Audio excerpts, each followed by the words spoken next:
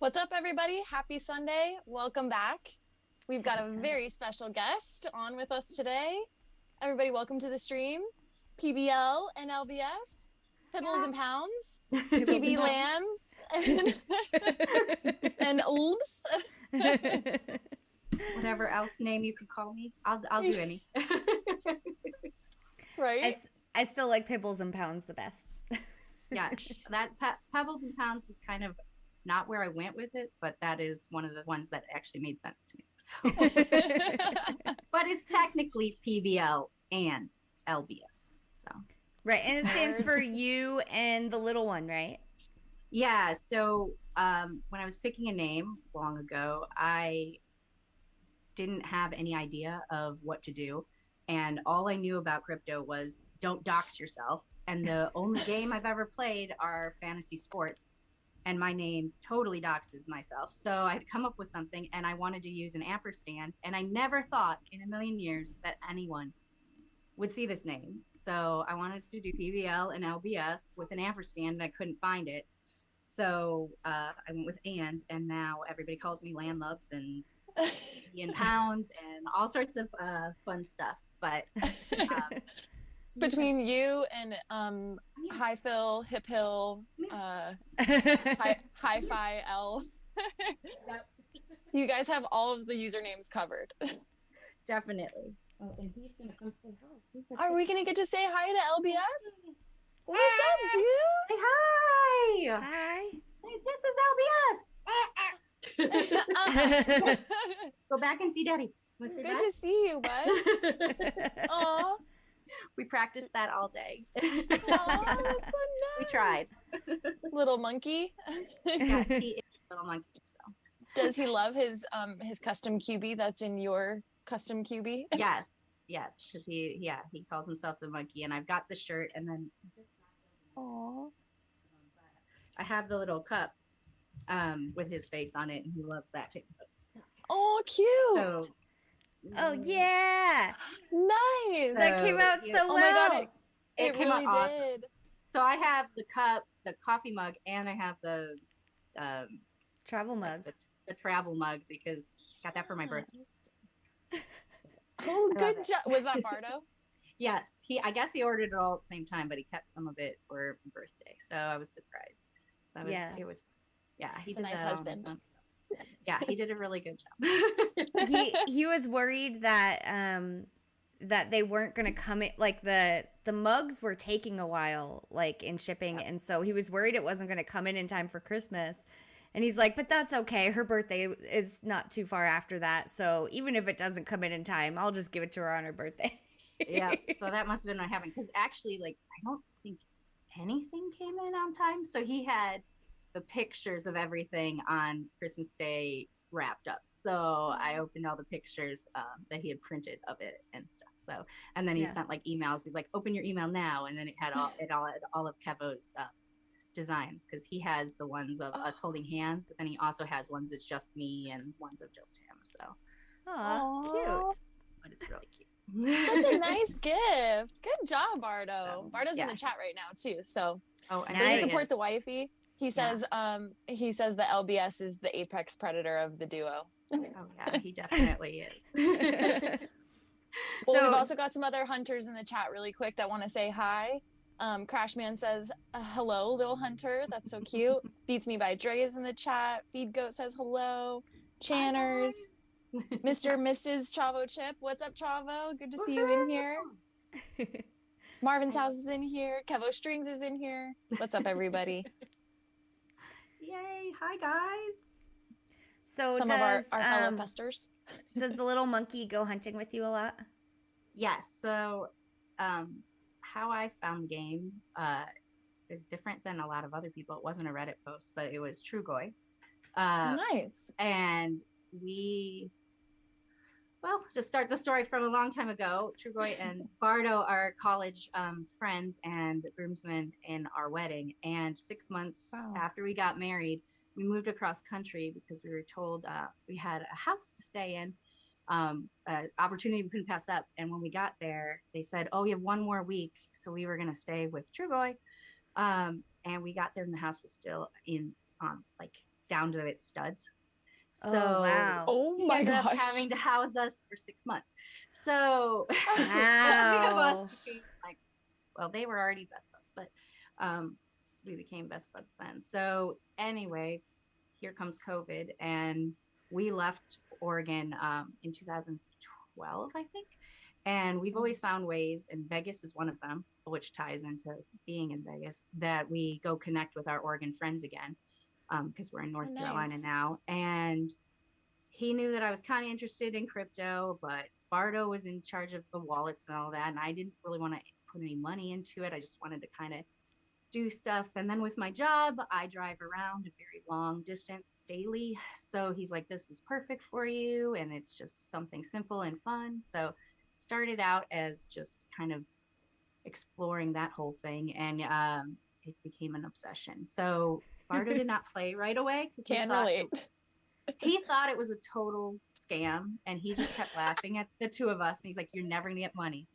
And the day I remember when we got the $100 from the Hawaii floating vault, and he was like, okay, but you still don't have that money or whatever. And the day, I think it was like a week later or 2 weeks later, that we got our first deposits, and he was like, okay, I'll sign up now. So he's been playing ever since. But I'm definitely like the obsessed one, and it helps with my job. So, but I definitely, back when it was like driving was the thing, I was driving all the time, so it made sense. So it was a good COVID escape. And Yeah. my kid was tiny then, and he slept in the car, so that was the only place he slept. So it was very easy to me to go, okay, let's go find keys, let's go find bolts. Oh yeah. Yeah.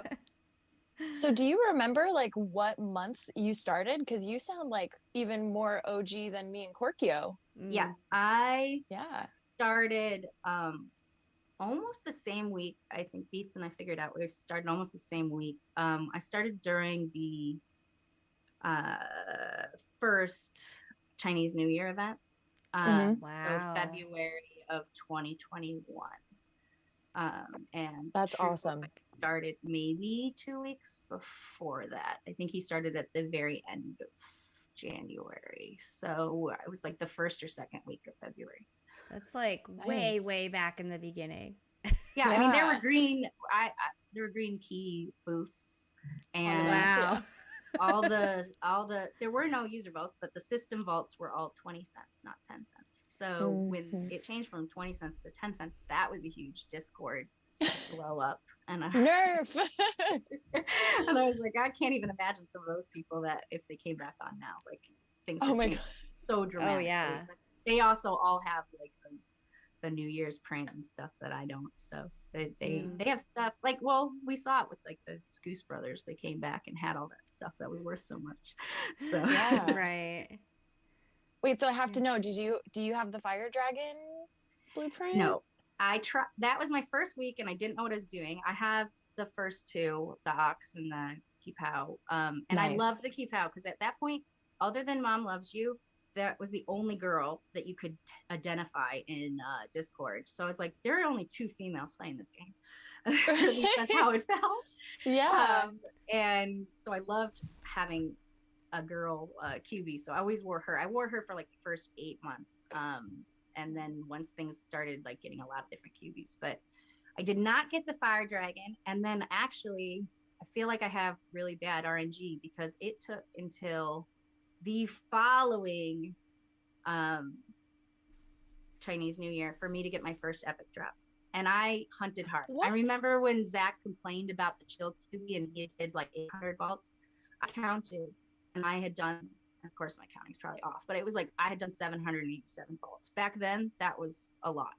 And I never got that stupid chill to drop. So I have the fire, not the Fire Dragon, but I have the Fire Elemental only because I went and bought it in the auction house. And I have all of them because I had to go buy them. So when I finally got one to drop, it was like, hallelujah. I didn't think they really existed. But True Boy always got all of them. So it was always irritating.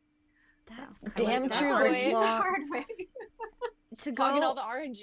over a year without getting an epic, that's crazy. Yeah, I guess I got Pat Marita, but I felt like, oh, count, everyone got it if you tried hard. Yeah, So, yeah. Yeah. Still took That a wasn't while. really an RNG one. It was just a, yeah. Drive to the place. Yeah. Yeah. And I live, I don't like to say rural because I'm not rural like Harris. I went to school in Nebraska, so I know what Harris is talking about when she talks about rural, but we'll call it coastal, small coastal. So, I mean, when people message me about a buddy quest, I know where my buddy quest is because I only have 3 vaults it can be at. So What?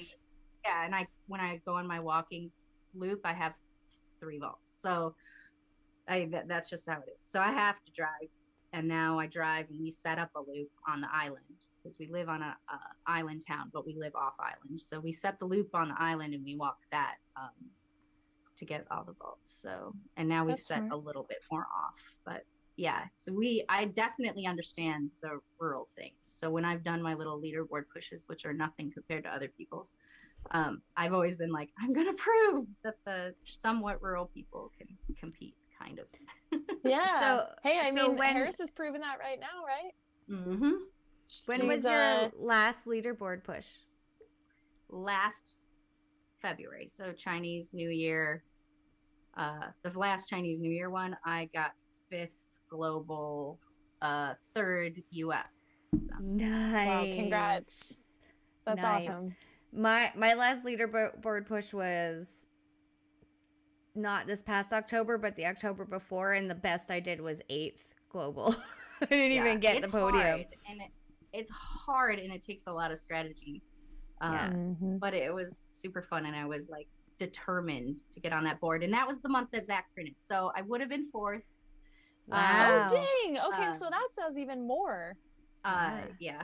and if RNG is not on my side, I've never been first local because HC Mutiny is my local predator. And he lives in one of the biggest hotspots on the East Coast, I think, in Cary, North Carolina. They have a huge spot. So when events, we travel 2 hours to go see them. And we've met them and had dinner, and they're great. Love Turtle Duck and Mutiny. That's awesome. But yeah, so I've never been first because I was first probably all those months before he joined. But then the month they started leaderboards, there was a guy who still plays, but not as much. He went crazy, and for 3 months he was first, and I was always like second. And then Mutiny decided to like really start hardcore right when that Chinese New Year, and he got 2nd global. He would have been first if Zach hadn't printed. So I've never been first in North Carolina because he's never missed a walking quest. Damn it, Mutiny. But hey, I mean, like 2 of you guys on one, top 5 finish is super impressive. Yeah. That's awesome. So how often do you guys get together? Like, it sounds like you have a pretty great hunting community. Obviously, you've got a fellow mod there, HC Mutiny, and Turtle Duck and Bardo. Like, how often are you guys able to hunt together?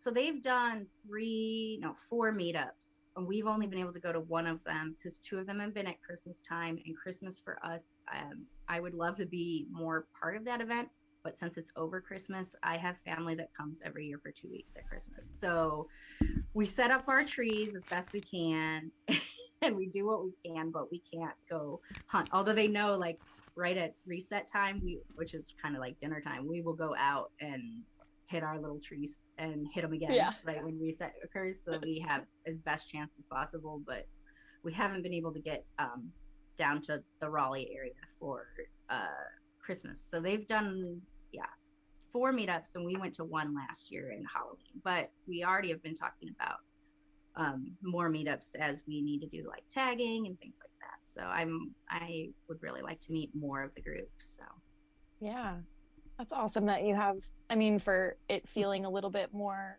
rural, it's cool that you have a community that even if you have to drive 2 hours, at least you can make the most of it and have a full area and people to hunt with. And totally. And then you kind of get that feel like I understand what you guys have, like in California have when I go there, because they have this whole little walking loop that's, I mean, probably 80 vaults of user vaults, which is just insane because Bardo and I are pretty much the only people here. We've got 1 other person that refuses to Discord, which we don't know who they are, and we don't even know if they really play anymore, but their vaults are up. And then I was able to get my cousin on before iOS but she kind of Nice. sort of plays. So randomly I'll see a dozer and I get all excited, and then I realize it's her because she's still setting up her original 10. You're like, come on, get them all down. So, but there's a scattering of people, and then there's a couple like an 45 minutes away. There's a father and son group that are like to play. So we've got a good little Discord group in North Carolina. So Is there a yellow vault in Raleigh?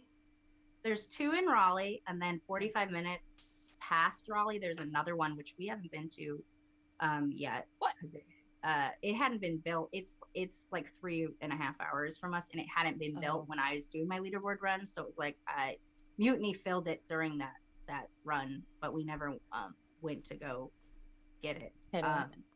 We did do a lot of hunting, and we went to Charlotte. Charlotte has the other one. So we have 4 in North Carolina, and I think there's now one in Charleston. Back in that day, we were still filling cranes. So we were thinking during that, like I was trying to figure out if Charleston had one, but there was nobody playing down there, and they ended up not having one, but they got one in the second run.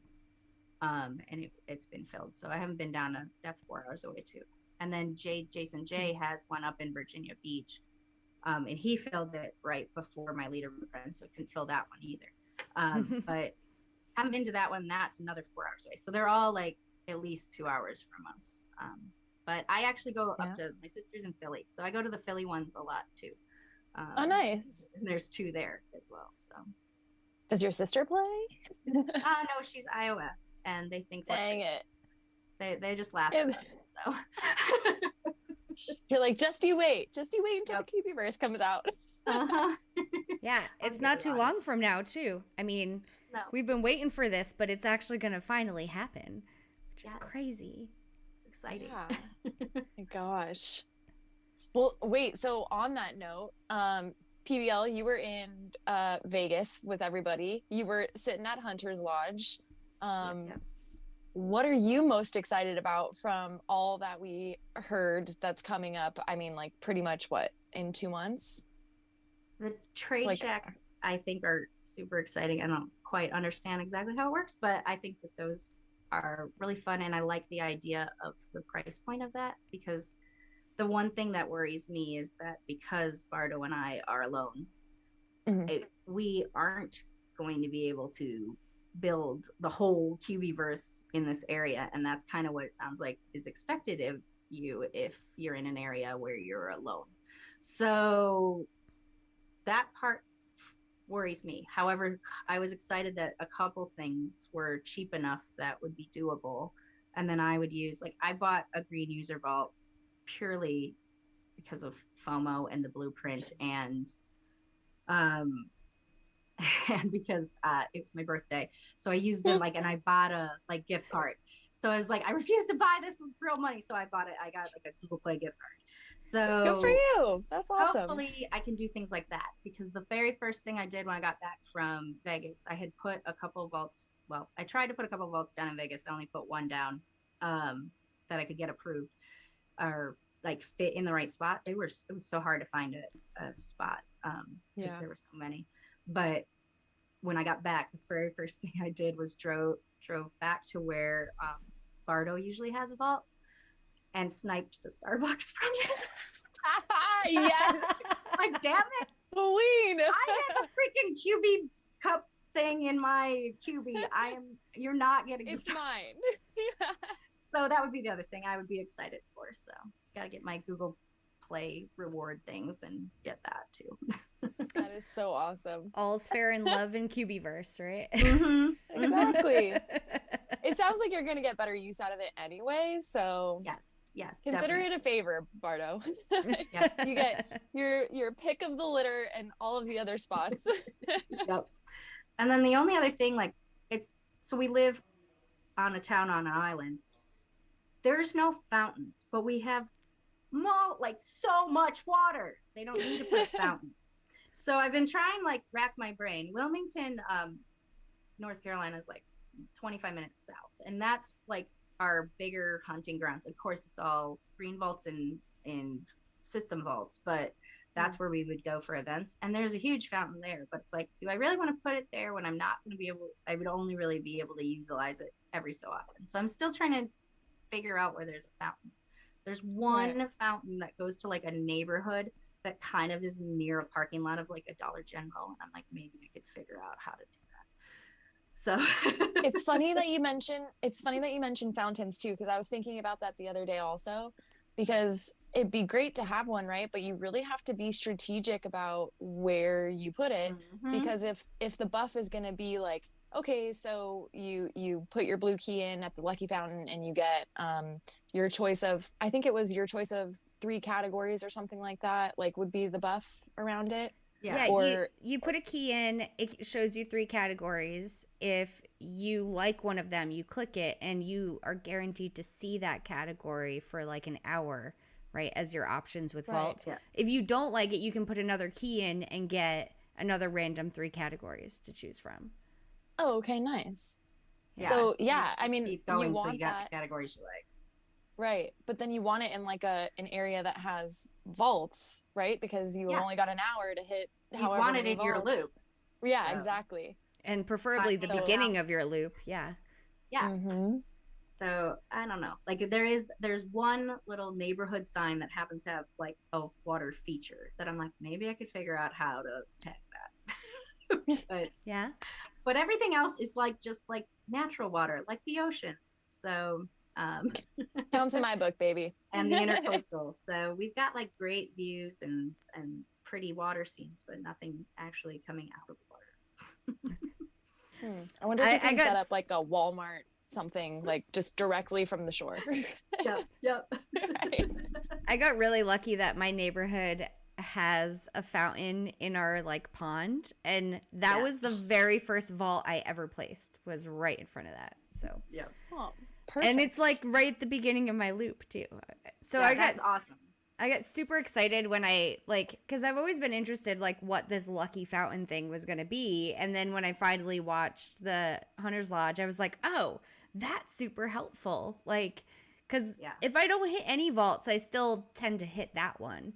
So if it's going to be like if it's happy hour or if it's like, Adventure Road, that makes it so much easier. I mean, happy hour, like if you needed paint, that would be amazing. It would very much guarantee you're going to get it every single fall. If it's a good category. If it's freaking books, no one's doing that. Yes. No. I don't want to guarantee to see books as an option every time. No, thank you. It makes me so sad because I love books and I'm in a book club and I love everything about it, but I hate that category. I hate that category.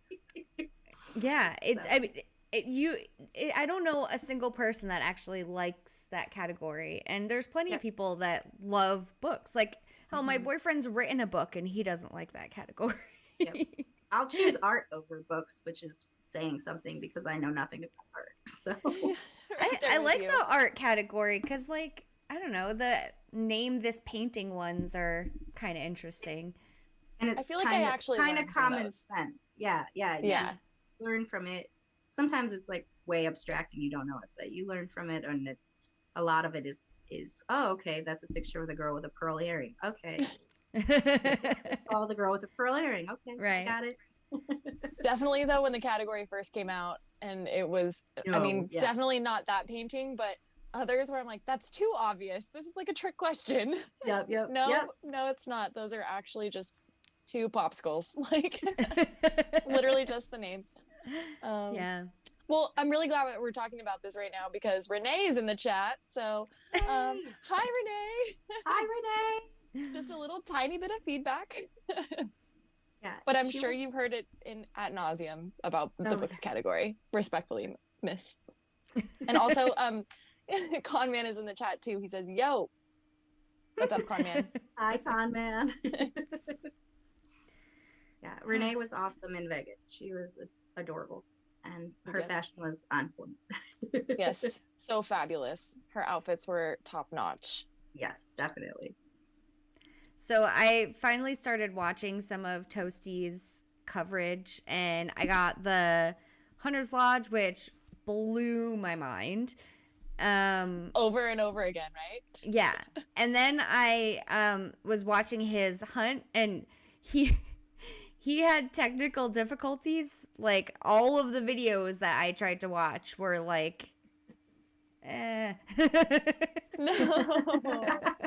like he kept trying to fix it and it wasn't working. And then the one that it was fixed, like I couldn't hear him, and then I didn't get around to watching the rest. So, I did see there's a Hunter's Lodge Q&A, which I need to watch because I haven't seen that part yet. So it's a good one. Yeah, definitely watch the questions that guy. were good. Yeah. I agree. And he had the stationary ones that he did, obviously when he was connected to Wi-Fi, were a lot better. So the panels and the receptions and stuff, those were. Yeah, I can't imagine trying to stream hunting on the strip. That sounds insane. Well, and he would have done fine. It was Streamlabs messing up on him. Like, you remember, Mama, how many times we had to test out like Streamlabs and make everything fit, and like it's for the Tiki quest, it was like it took you like a week to just like get everything organized on the screen, and then it would like randomly glitch and the chat box would just stop working, or so that it wasn't his fault. It was just Streamlabs is not, I mean, it's glitchy for mobile. It kind of sucks, but it's the best we got. That's free, so we're gonna take it. Yeah.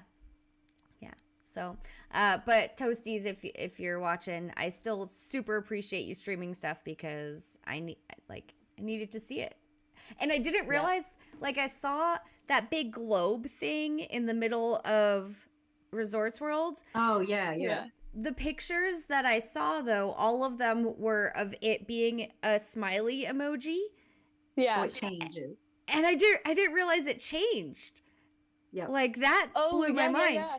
So like when I was in Miami and I was like showing my friends like pictures of this, like I'm like, they just have a giant smiley face emoji in the middle of their casino, and then I didn't realize it wasn't just a smiley face emoji. I thought that was hilarious.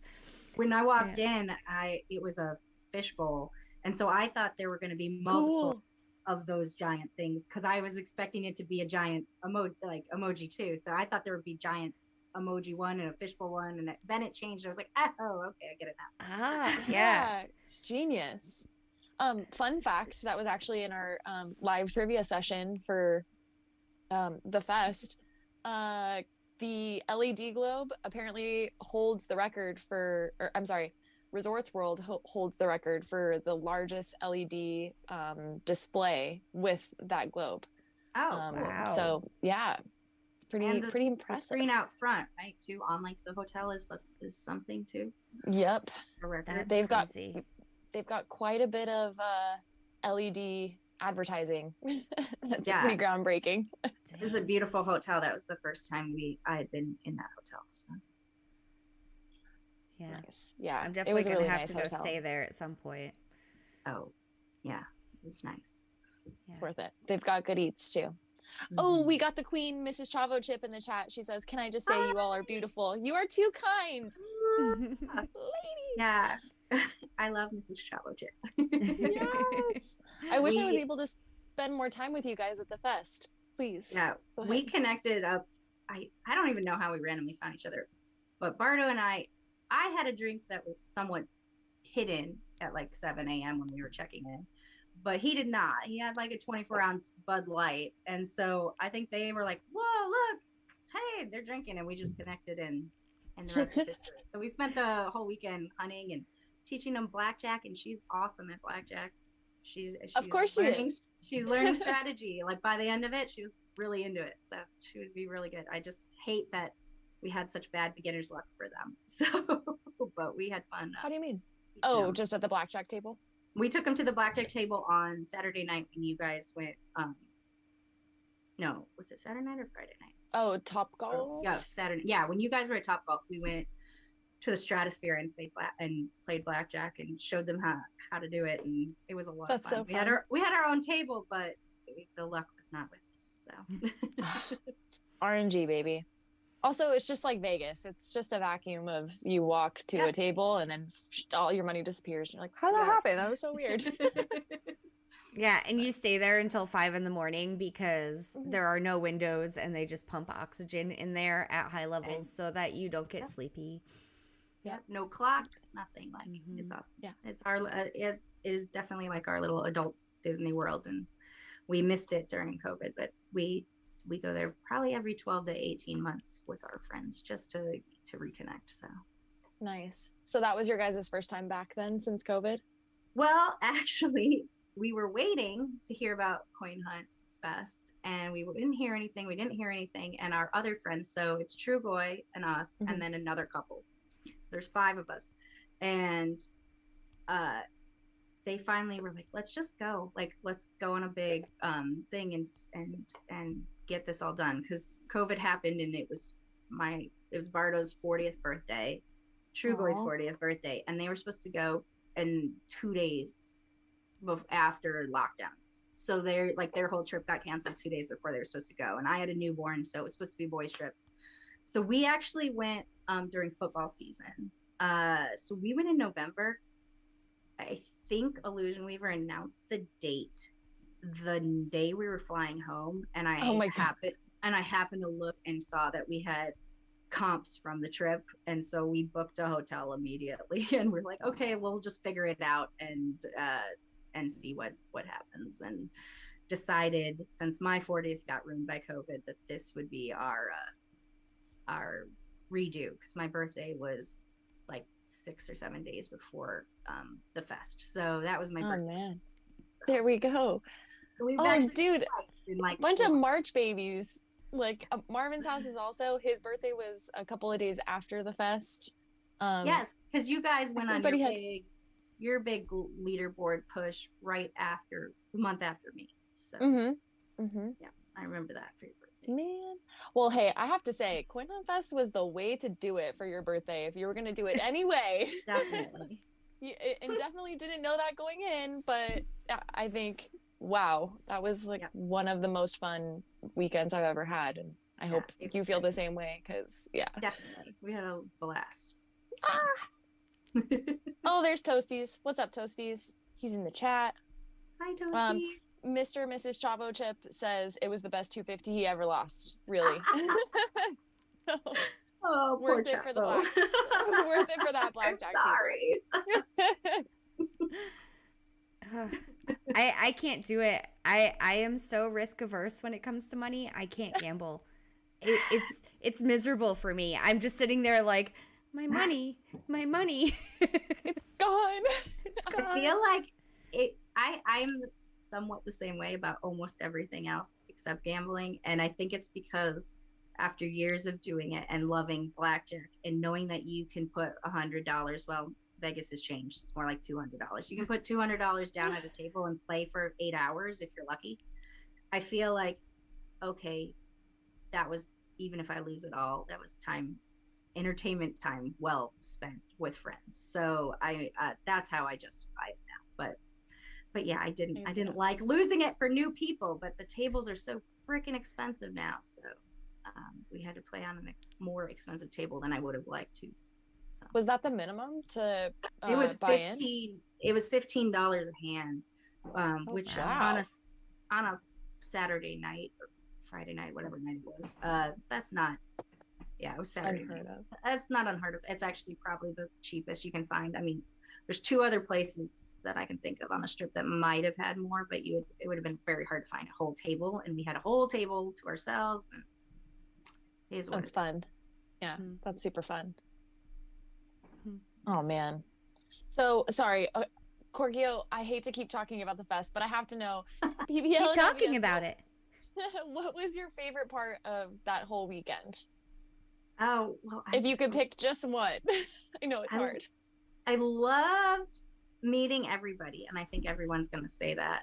And I'm not, I guess I would call myself an extroverted introvert. I love talking once I get to know you, but I am not very good at meeting people. So I know I still didn't meet everyone that I would have liked to meet. I didn't get to say hi to everybody, but it was so fun meeting the people that I did meet, and I loved that. But then I loved the quest too. That was just super fun, and going all around the strip and seeing it in a new way and trying to strategize the best we could. And at the end, we thought Bardo had a chance because he was down to one card, and we were really, really close, but he just couldn't get it. Dang. So they were dropping like hotcakes, and then all of a sudden that luck just ran dry. Yeah, like, and no. Yeah, like we hopped. He was so close that we decided when he got to one that we'd hop in a cab and get down to Resorts World and do all of the vaults there because we had left them all, so that we would have them for that. And then I think he hit 25 or 30 vaults, still couldn't get it. And that's exactly what happened to me. Oh my god. Yep, and that's what we saw on the board, that it came, that he won, and then it just went and they all the envelopes coming in. Yeah. So, and then we finally, we just ran to the dealer at that point, and I think we got, I don't know, like 18th and 19th or something. But that was great. That was just really fun. Like, I like that stuff and trying to compete, and it's fun to compete when you usually can't compete because of your area. So that was kind of neat to have even playing field. Yeah. That's a great point. I don't think anybody's actually brought that up. Yeah, I mean, that makes sense that when you make a location-based thing and everyone has to go to that location, I mean, the only person that would have an advantage is someone who lives there. But even with Sancho. Yeah. But even with that, like, it's not that much of an advantage. Yeah, everyone's hitting your vault, so you're getting keys, but that's kind of it. It doesn't really make the quest go any faster. So that is really cool. I didn't think of that. Yeah. I think there was definitely an advantage for people that had been to Vegas before if they knew how to navigate hotels and walk through the different casinos, because they are mazes. But other than that, it was pretty even, and I liked that, because I always feel it's a challenge. And I like a challenge, but I always feel that I'm at a disadvantage when I have 20 user vaults and maybe a few sprinkling of others. And then I drive 6 counties to be able to do the rest of the vaults as everybody else does. So. Yeah, I hear you. Well, hopefully iOS is going to solve this problem in the summer. Hopefully, fingers crossed. Right? Love to get more referrals. I would love that. I still have stickers from April 2021 that I put a few up. Yeah, I put a few up and then realized, like, until Apple comes out, I'm not going to put these stickers up, and then it never came out. So I'm just waiting on them. Yeah. Yeah. Same. We have just waiting on you, Cooperverse. We have a small college that I'm like, this would be perfect, but I know they all have that. So. Totally. Yeah. Well, if the college has like a business school part of it, or like a place where there's like tech students, IT students, and business students, they're more likely to have Android. So you could put them around that. I need to figure that out. It's like, it's one of the UNCs, so it's UNCW, so Wilmington, but I feel like it's, I don't know this because I'm not from North Carolina, but I feel like it's the party school since it's at the beach, but I could be wrong. I feel like that's a fair assumption. That's a super fair assumption. So every time I've been down there, because I will go there, they have a lot of vaults there, and they have a couple greens. There's maybe like one user vault, some rando, and nobody ever puts their like more than one user vault up. I don't get it. Like, why don't you guys strategize? But right. But need to figure out where the business part of that school is. So it's a good idea. That's cool. Toasties is in the chat. He says it was great meeting you. We had fun. We did sushi in his group, so that was really fun. He also asked where the Capricorn peeps are. I'm right here. I don't know. Hi, Steve. And then Chavo Chip said hunting with PBL and LBS, Bardo and Trugoy was our buff for the weekend. Yeah. There you go. And Toasties, Hoth says you need to bring you need to bring Bilbo to the next sushi quest, which is Toasties' cat. Bilbito is his wife. So Maybe the cat, maybe the wife, maybe both. I'm But yeah, guessing named after the Baggins, Bilbo Baggins. Maybe? Would make I don't know. sense. Who is Bilbo Baggins? Enlighten me. Really? I think it's like Lord of the Rings thing. Like, I'm not a Lord of the Rings person. I haven't watched them, but I'm pretty sure Bilbo Baggins is a character from Lord of the Rings. Am I wrong? I don't know. You're right. I am right? Okay. Yeah. I thought this was like some Mr. Rogers show that I missed as a child or something. I was like, who's Bilbo Baggins? Who's that? No. Although I had to go on the UK Discord this week and ask about Fireman Sam because my kid is obsessed. LBS is obsessed with this UK show that started in 1983. So you can imagine, like, it looks like old school shows, but it's an English accent. But I was corrected. It's a Welsh accent, if any of them are paying attention, because they were quick to tell me that it was Welsh, not English. Okay. All sound the same to me.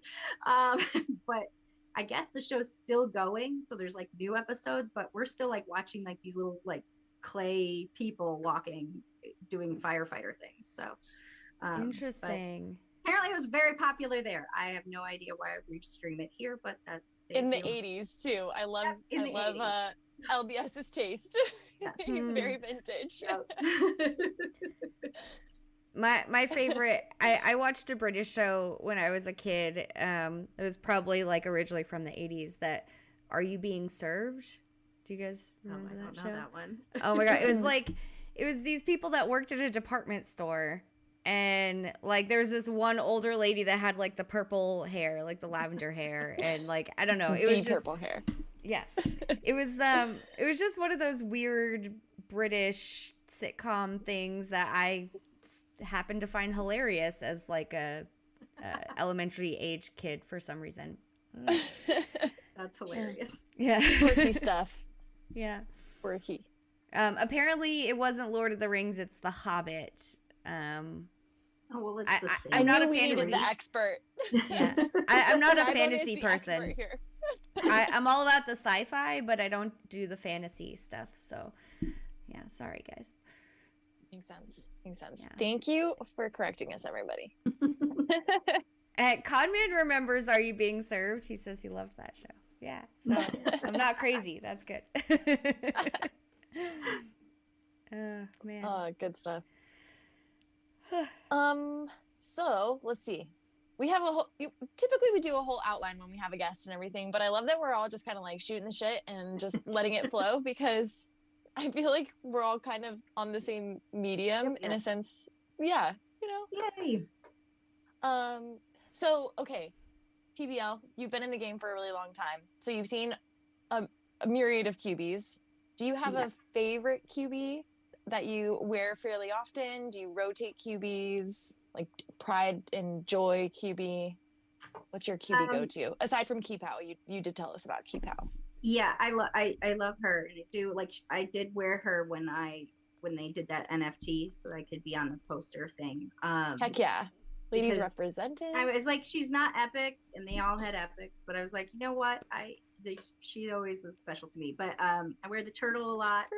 I love the turtle, and the OG, but probably mostly the turtle and Keepow are probably my two that I go back to. But I'm obsessed with the poker player. So the other thing that my friend group loves to do, as you can tell, we gamble, but we love to gamble with each other. So during COVID, we had a weekly Zoom poker, online poker game, and now it's probably like once a month. And we've had up to like 8 people in the room. And so we love that. So I love the poker guy. Do you do like Texas Hold'em or yeah, that's pretty much the only game that we play. We started watching poker like on TV back in like the early 2005-ish, when Daniel Negreanu and all those guys were really big. Me too. Found Poker Stars, and when you said Phil Lock. I was like, oh, you know all the poker guys. So Yeah. we have like this little Poker Stars game a home game, and we all just play on the free chips or whatever, and then we pay each other on Venmo after whoever wins. So Nice. but yeah, we love poker. So you guys are gonna have to teach me. Oh, it's so fun, and if you have an app, it's easy to learn on an app. So. Yeah, I love. I feel like I'd be receptive. I am horrible at lying though, so like I have no poker face at all. But I still love it. Yep. Yeah. Well, we've got Poker Stars on one screen, and then we've got the Zoom going, and then I never have my light on. And I've got my like sweatshirt, so I'm always up like this, like just like the poker guys. I can't see my face. So nice. Yeah. Yeah. So, I love that. Not that I'm hiding anything, because I can't hide anything either, but but it's fun. It's fun to play. So my new favorite. Renee's in the chat saying Illusion Weaver launched the Poker Stars mobile app. Well, I love Poker Stars, so thank you. Wow. Yeah, what? This is news? I mostly play on the computer though, so I don't think it's on my phone. But I love Poker Stars. It sounds like we need to. Some of us need to start a poker game with Toasties, because he says I like poker a lot, but I lose patience and then go all in. So then we can just take his money. Join our game. Yes, please. So that happens in our game as well. People will have to leave, and they'll just go all in and either win it or they'll just go out. But yeah, it's just a fun social thing. I think Bardo, back in the like early days of Discord of Coin Hunt world, got really drunk one Friday night and like got in a chat with Cuckoo Puffs and invited him to the game. I'm like, what are you doing? Oh yeah. He did not come to the poker game. Just sliding into his DMs like, hey man, come join our poker game. Yeah, literally, Hayes, you're reading my mind, because I'm like, okay, we don't need to do like a fan fest poker game, but I feel like we need to have like a monthly or quarterly poker game that all of us can like, jump in on Discord and have like a voice chat or whatever, and do some sort of like poker tournament. And if there's super easy to set up on something like Poker Stars, I think. I don't know. I've never done more than one table, but I feel like it would be somewhat easy. I mean, we've got the Connect. I'm sure IW can let us know how to make this happen. Yeah. And if we do it tournament style, so if we, depending on how many people we have, we keep whittling it down to like the one table at the end. That would be awesome. I'd be all about that. All about it. Fun. I would be too. I mean, let's do it, guys. We don't have events for a little while, so I think we'll make our own event. Yeah, totally. Like, let's keep us entertained. Yeah. Okay. We gotta figure. Well, someone needs to make this happen, because right. And we'll do like, it has to be like crypto only buy-in or something to keep on brand here with Coin Hunt World. Yeah. Works for me. I think people get a little bit more sensitive about their crypto, so everybody's on board. Oh, great. Ladies of the Hunt poker tournament. Let's do it. Yes. Yes. Yay. How do we get sponsored by Poker Stars? Get little logos on our sweatshirts. Right. Illusion Weaver, who is in charge of marketing? Yeah. Subtle. I always, when I used to play weekly poker, Texas Hold'em, like we would do it as a cash game where everyone, like, you could buy a chunk of chips for $10, and then if you have to leave or whatever, or like, you get too high and can't keep playing or something like that, you can cash back out. Like, if you have half as many chips as what you started with, you get $5 back. Like, we actually made the chips like that chunk of chips worth more. $10. So yeah, well, you just play with the chips. Like, you don't have to pay attention to how much money you're betting. But like, if people go out and you end up with all the chips, then you end up with everyone's money. That's great. Oops. That's usually what happened. Like, I was the only one that stayed sober every Friday night, and I ended up with everyone's money. Yeah. In our games, the sober ones usually aren't the ones winning. Oh. It's like the drunk ones that do the crazy stuff end up winning it. Yeah. Right. Oh, yeah. I mean, I can see if be you're a little risky. if you're drinking, you'd win. But the way ours was, there wasn't really much drinking. It was more like passing around multiple blunts. And so everyone would just get really stoned and be like, I'm out. What? Yeah. I forgot how to play this game. What game are we playing? Yeah, exactly. What are we playing again? Yeah. Okay, so Feedgoat says, how about Uno? I can't play poker very well. I'd also enjoy an Uno tournament. I don't know how we can make that work. If they have a mobile app, I'm also down for that. We can do that. Make it all happen. Isn't those of us there who don't gamble. Every study hall in high school for like 2 years? That was like what we did. We had like a study hall that wasn't monitored. We just had to stay in the room. We just had to eat giant Uno games. I love Uno. We did something similar during our study halls, except it wasn't Uno. It was this card game called, like, it's got so many different names, but the name we always knew for it was Egyptian Rat Screw. Yeah. What? Ours was a different, it was Egyptian Rat Fuck, I think. Okay. Yeah. Yeah. Wait, what is this, you guys? It's a layman's terms. You are from the Midwest. I'm from the Midwest, so, but you were not from the Midwest, so maybe it's just not a West Coast thing. I don't know. Nope, not that I'm aware of. Wait, maybe you can give me like the gist of what the game is, and I have a different name for it. Maybe. God, if I can even remember anymore. Is it it's kind of like war. It was kind of like war, but it's kind of like war, but it's like time sensitive. Like you have to be fast, and you have to like slap. You have to slap your. I haven't played in so long, but yes, I remember this game. No, wait, what is it called? War isn't fast. Like, you don't have to play war fast. This game, you have to be the quickest because you got to slap a deck and then you get that deck. Egyptian rat what? Screw. Yeah. Well, I called it Egyptian Rat Screw. They apparently Chan's in here says loves ERF, so apparently they call it Egyptian Rat Fuck as well. Oh, if it makes you feel any better, it has multiple names. Egyptian Rat Slap, Egyptian Rat Killer, Egyptian War. Yep. You're all correct. War is in it. So it's like a fast, crazy version of war. I love that. I love fast stuff. Yeah. Marvin's house is saying, how about a Go Fish tournament? There's not enough on the line.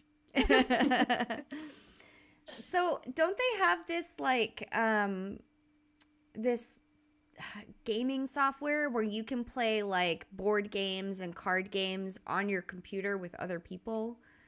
Gosh, I can't remember what that's. Someone's got to know what that is in the chat, guys. Let me know. But I feel like, because like most of my friends are like huge into board games, and you can buy a board game online instead of like the physical board game, and you can just play it with people on your computer. Oh, fun.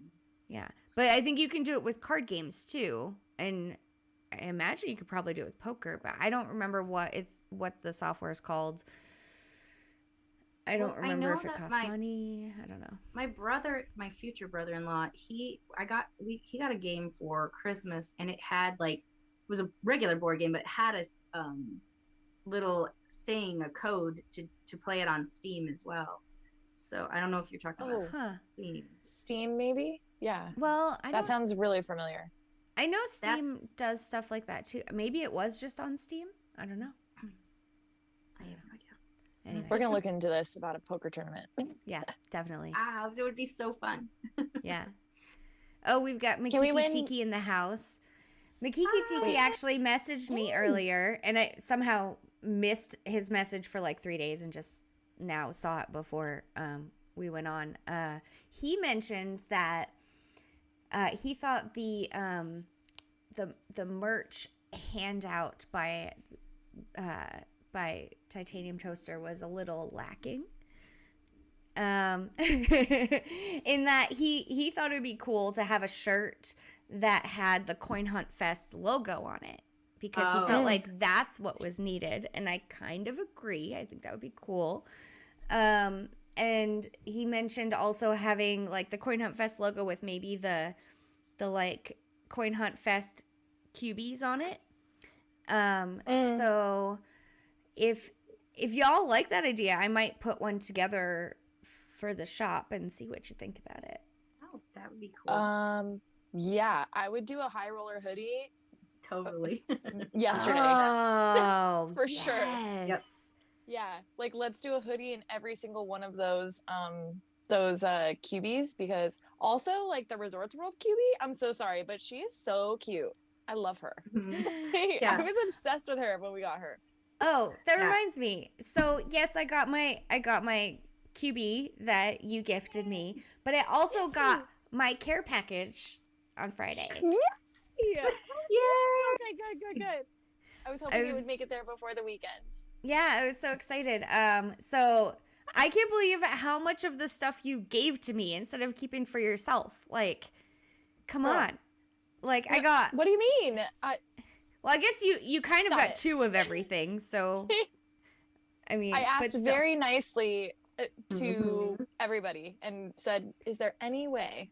No, I mean like the Coin Hunt Fest like actual merch, like the backpack. No, I know. And the I know. You actually, Renee, are you still here? You can thank Renee, because I asked Renee very nicely. I was like, Korkio really wanted to be here, and I'd love to send her back a little care package with all these lovely pins and all of these things. And there was stuff back. We were not taking from anybody else. There was stuff left over, and so yeah. Right. Speaking of pins, I got my like awesome. Oh, show off that badass bag. I love it, and it's got gosh, can't get it in the screen. Nice.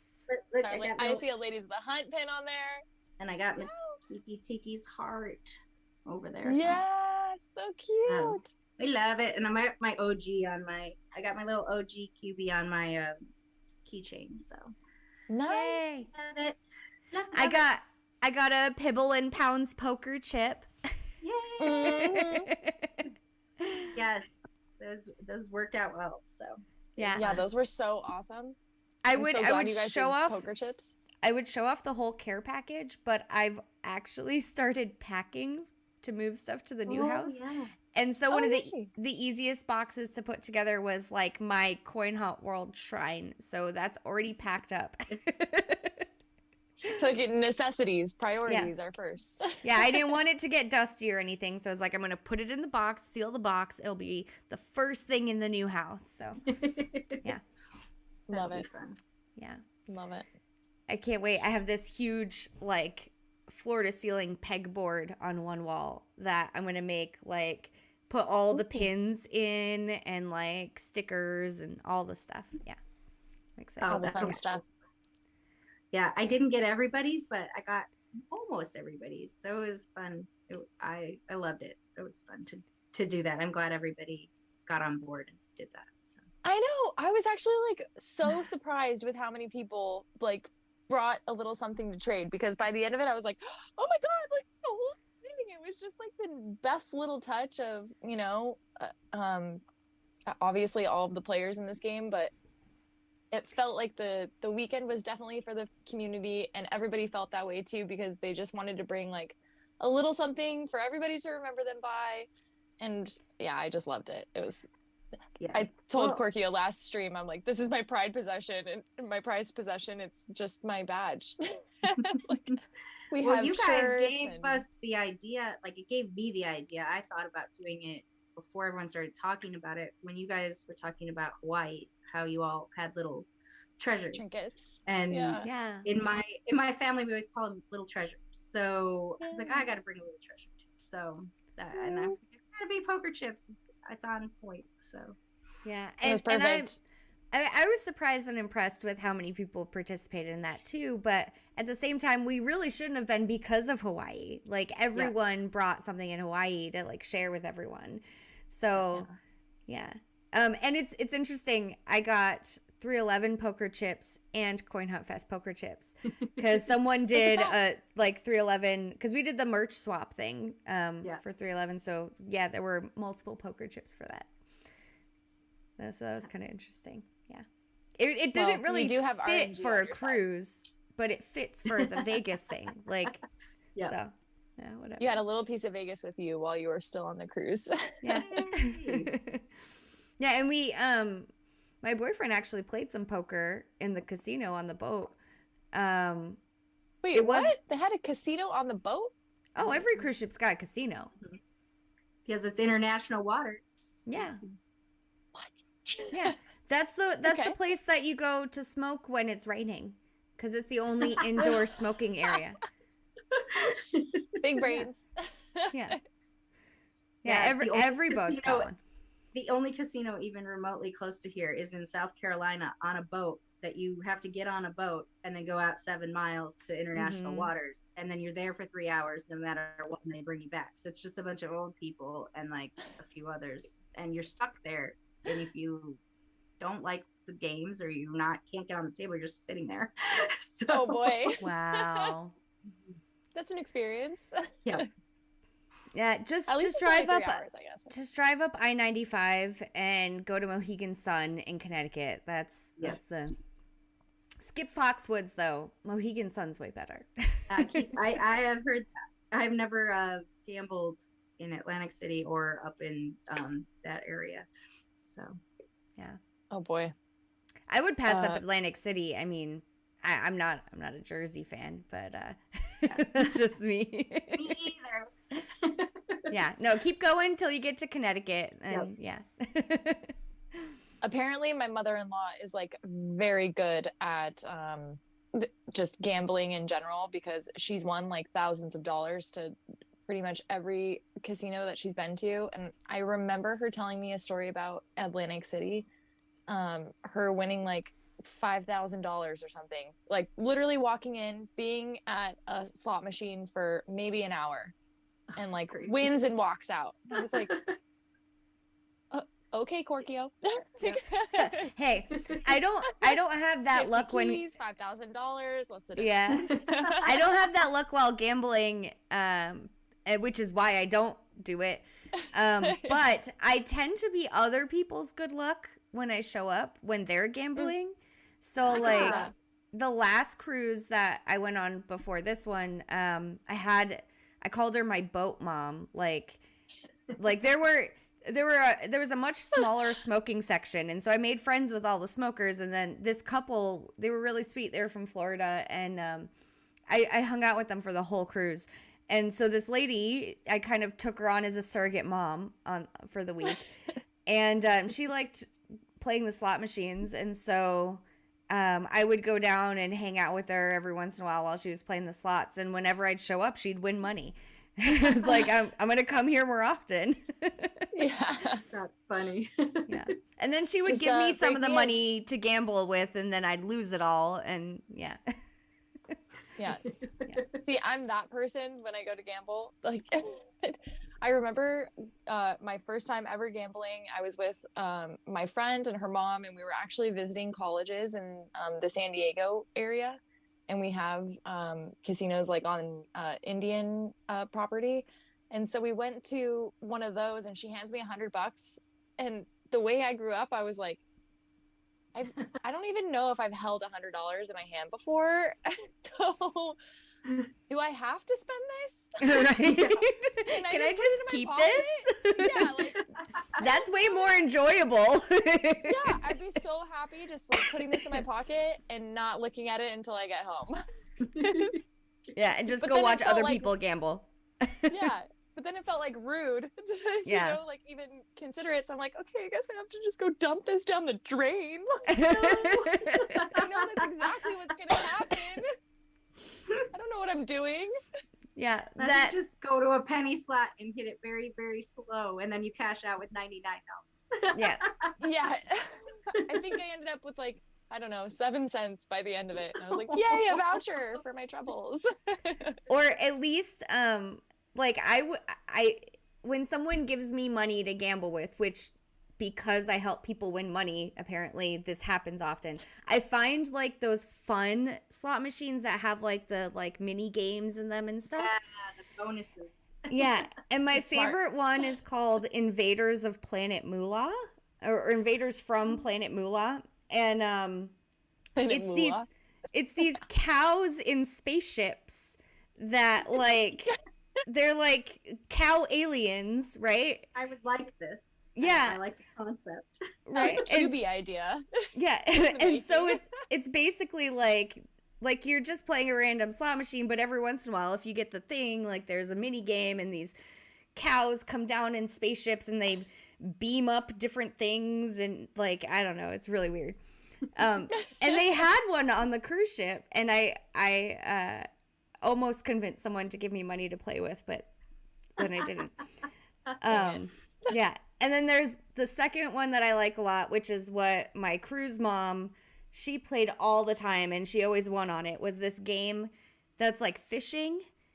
And so like if you get the right thing, then all these fish start swimming into the screen and you have to like click them really fast, and the more fish you click on, the more money you get. And so I like that. Yeah, so then I got fast thumbs. Yeah, her husband would stand on one side of her and I would stand on the other. And we would just like go all over the place. Yeah. Smart. It was fun. Everybody's fingers, go, go, go. Yeah. And it's like a huge screen. Like it's probably like a 4x2 foot screen that you're clicking it on. So yeah. Oh my God. Awesome. Yeah. Yeah. It's fun. Oh man. That's the way to make that $100 like actually worthwhile if you're gonna throw it down the drain, you know. Yep. You're right. I think they were still honestly, I'm actually disappointed to report that they were probably serving us alcohol because we were at slots. So I think the bonus for us was like, all right, well, we're 17 and we're getting drinks. So cool. We're cool. Like that's cool.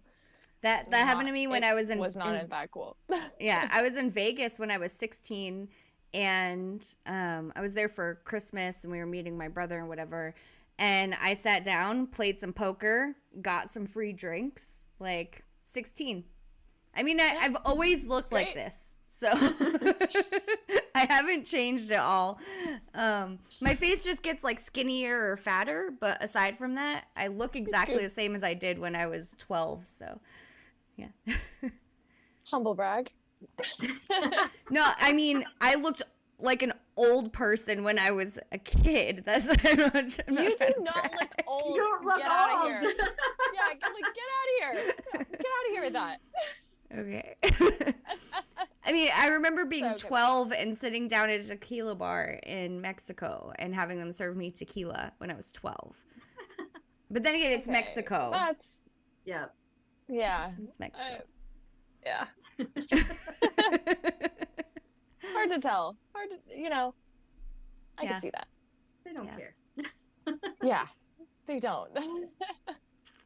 Yeah. Okay, so we'll get back on coin hunt sort of topic. Good idea. Good idea. Adventure Pass check-in, everybody. Korkio, have we hit double digits yet this? I don't know. Yes, we have. Come on, maybe. Let me grab my phone. Let me see. Gotta grab my phone. Doing all the way back. We'll see if I'll be able to tout, because I don't think I. Oh yeah, because your phone got messed up. I got snap! I got so excited, nervous about coming on tonight that I like slammed my phone into my counter accidentally, like it was dropping, and instead of just letting it fall onto a soft surface, I tried to catch it and whacked it. So I broke my screen and I can't get onto anything except that I checked so I can do my mystery boxes. But I don't know if I can check my Adventure Road. Do we have insurance? Does Ladies of the Hunt have insurance to cover our liability in this issue? I feel at fault for this. I mean, I think that we should. But luckily phone insurance, so I don't buy insurance for like anything when it comes to technology except my phone, because I know that I will break that, and they actually do pay out on those, so it works. Yeah, I feel like the insurance is always worth it. Yeah. Yeah, I've never done it, but the next time I buy a fold phone, I'm definitely doing that. Well, oh yeah, like anything Wait, I thought where you the did. screen is an issue. So. no, they put insurance. They made me pay for insurance without telling me. Like they added it to my line, and I ended up paying for insurance even though I did not want it. Yeah. Well, for years and years we did not buy the insurance, and I am like clumsy, but our phones weren't like that expensive because they were always giving you the phones that, you know, after a few years you get a new phone just free. Yeah. Well, I miss those days. Yeah, when they switched the whole thing and you're paying like $600 to $1,000 for a phone or more, we were like, okay, you're too clumsy to deal with this. So we paid for insurance for the last couple of years. We've never used it. We've used it 3 times since September, and every time I've gotten a new phone sent to me, and I'm like, okay, it actually does work. And part of it is because I have a kid now, but it's not his fault that I'm breaking them. So it's You're such a good mom. I would totally blame it on the kid. LBS broke Bardo's phone is one of the breaks, because he doesn't have a case or a screen protector, which I think you are living life on the edge, sir. I can't handle it. Like, I don't even touch his phone. Like, he doesn't even have a case on it. So they feel so weird. They feel so naked. 3 years without a case? No, he's never had a case ever, but he made it 3 years with a child, and the child didn't break it until he turned 3. Like, that's insane to me. That is insane to me. He also threw you right under the bus and said you drop your phone 5 times a day. Pretty much, which is why I have screen protectors and cases, and my screen Smart protector. lady. I put a new screen protector on right before Vegas. I cracked it right after we got back from Vegas, and then I phone slammed it into the counter today, so it's really gone. And I had just said to him that he asked about it this morning. He's, how did you get that crack already? And I'm like, I'm gonna buy a new one, but because I didn't get the new one in time, it did not handle so well when I slammed it. But okay, so it sounds like your phone made it through Vegas perfectly unscathed. Thank God. So let's pretend that the whack of the screen actually happened in Vegas, and we'll come up with a great blackjack story for it. Yes. And it wasn't my fault for sending you a panic DM at 1:00 today. No, it's better that way. I would have been panicking for the last week if I had known that I was going to be on. So I'm glad that I had very little work. Also, I'm realizing your hoodie matches like perfectly with our background. Yeah. It's like so great. I can't do the blur thing. So, and it matches my martini glass too. So. Oh my God, I love that. Yes. What are we drinking tonight? Insulated Cheers, martini glass. Sparkling water. Nope. Wait, PBL, I need you to send me the link for that glass. I will. I've never seen an insulated martini glass. And with a lid. I love it. Yes. I'd be having martinis every Sunday if I could have it stay cold. Yep. But a warm martini is not the biz, like 2 hours into streaming. Yeah, and I can't, like, I love, a nice tall martini glass, but that's just not happening in my current life situation. They would be broken all the time. So this was another Bardo Christmas gift 2 years ago. So nice. But I will send you the link. So. Bardo, you're such a great gift giver. Yeah, apparently. My birthday, I'll DM you my birthday. So I'm the day after New Year's, real easy. Can't miss it. Yeah. I'm amazed, like, with this fancy fold phone, like, I drop it at least once a day, and I've never caused an issue with the phone. That's impressive. It breaks on its own, but I've never. Does it have the screen part? Like, kind of. Yeah, it cracks Is a there a little down the line middle. in the middle of it now? Yeah, because that well, was my thing. It's there isn't supposed to be a line down the middle of it. I can't imagine it not after a certain amount of time. Not Right? Yeah, mine tends to crack after like 5 to 6 months usually. But they've been under warranty. Actually, my warranty is up the end of April, so I'm letting this crack hang out for a bit, and I am going to. I mean, because it doesn't change the operation at all, and I barely see it. I just know it's there. So, like, towards the end of April, I'm going to go get my replacement to, like, make sure I have, you know, I can get the most out of the one after I'm out of warranty. But, no, DZ from the Berg said the fold phones scare them and they won't get one. Highly recommended. They are fucking wonderful. I agree with you, DZ. That's why I won't do it. I know. I love my Pixel. I'm clumsy obsessed. I'm clumsy as crap. So I mean. So I have a Pixel 6 Pro and I love it. Nice. But it's also why I drop it, because the Pro is a little bit bigger and I have tiny hands, so it's always falling. But I don't really use my computer for anything. I just use my phone, so I wanted a big screen. Yeah. But I had those flip phones. I mean, it's completely different, but I had tons of flip phones when they were like first out, and I know they came back because like younger generation hadn't ever had them. But I was like, I don't want that, because they were breaking back then, and they wouldn't even have a screen then. Oh no. Oh man, those phones. But I love the Pixel, and it takes great photos. So yeah, I've seen some photos coming out of those Pixels. They're pretty good. If you guys want to see some photos that are coming out of Pixels, Marvin's house just got a Pixel 7 Pro. I think it's a Pro. Yeah, we got new phones, you guys. Yay! Wait, you both got new phones? Yes, but he got a Pixel. He went to the Pixel and you stayed with an iPhone. Of course. Mm. I'm sorry. I gotta follow my gut. I got an iPhone 14 Pro. I don't blame you, because I was iPhone long ago, and we switched because of a phone thing. Like, Bardo was never iPhone. He was never going to be iPhone. He's a tech guy, and that was not going to happen. And there was some sort of a phone deal where it was like, if you buy 2, they're free or something. So like, he basically forced me to switch. And then once I switched, I was like, oh, you can take the batteries out. There's all this, you know, we always had extra batteries and stuff. Now that doesn't exist anymore, but there's still way more versatile once you're there. But it was a hard transition because my whole family was on iPhone, and like a simple thing like Words with Friends didn't exist on Android back then, and like I couldn't play Words with Friends with my family, and I was so pissed because that was the one thing I wanted to do. So they had to like download a different game called Word Feud, which is the same thing. Oh man, it's off-brand. It is off-brand, and only some of my family would do it. So, but then Words with Friends came out on Android, so I could play too with everybody, and eventually they all kind of linked up. But now I have the advantage because they can't play Coin Hunt. So there we go. Right.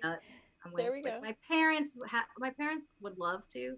Dad loves crypto. He loves trivia, and he walks 3.5 miles around a lake every day.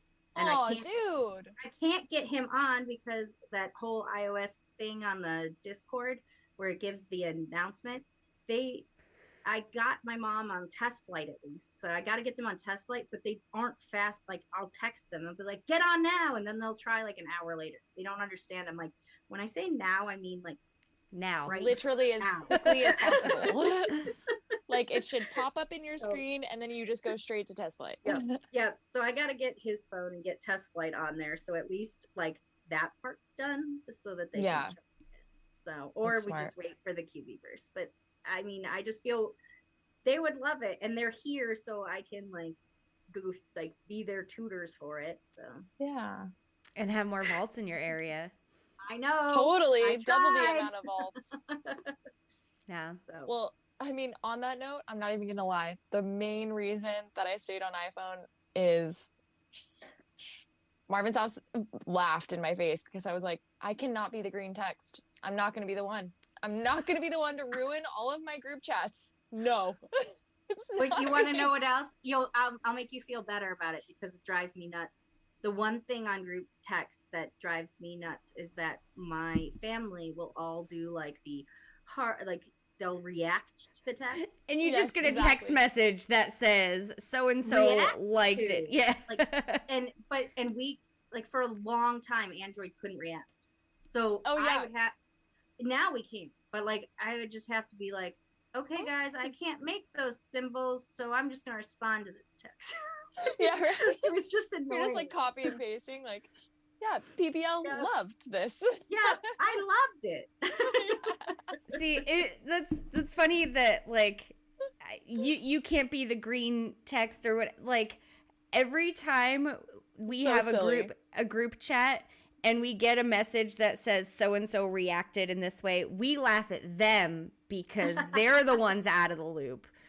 Yep. I'm in California. We are so outnumbered by iPhone users. It's like crazy. It's not just California. It's everywhere. It's just, I mean, most of my friends are like techie people, and techie people are always Android people. The people that know what good technology is and are like nerds and shit, we all have Androids. Yeah. So I'm not a techie person, but I married one, so now I have the Android, and I love it now that I'm used to it. But I did not want to leave my little one button iPhone that I understood where everything went and how it worked. Yeah. See, right? Yeah, and I'm comfortable here. I don't even understand the like iMessage. I use Facebook Messenger for all of my communication. Like I even have my regular SMS text messaging within Facebook Messenger. Literally all of my messages are in Facebook Messenger, and all of my chat bubbles are a rainbow gradient. So like that's cute. Everyone is all the colors all the time. That's fun. Well, IDFK says also a proud green bubbler. So I think there's definitely some sides in our chat, but yeah, Channers is giving me snaps for the green bubbles. Just can't stand. But hey, Marvin's house has been on Android since we've met, so you know, I deal with it. Yeah, I changed my text, so I didn't realize that when I text my family, I'm a different color than them. Yeah, everything's customizable on this side. So we like Android users don't know what color anything is because we all get to pick whatever color we want. Until it says reacted to. And then you're like, oh. Then I'm like, oh. Yeah. Oh, here we go. So I just a few days ago actually created my very first iTunes account. Because season 3 of Ted Lasso came out on Apple TV, and I couldn't get my boyfriend to like turn his Apple TV account back on because he didn't want to start watching it yet. He wanted to wait till more episodes were out and then watch it. And I was like, no, we're watching it now. So I created an iTunes account and logged in with that, and then now we get to watch Lasso. And I made the password for my iTunes account. I made it Apple Sucks 1. So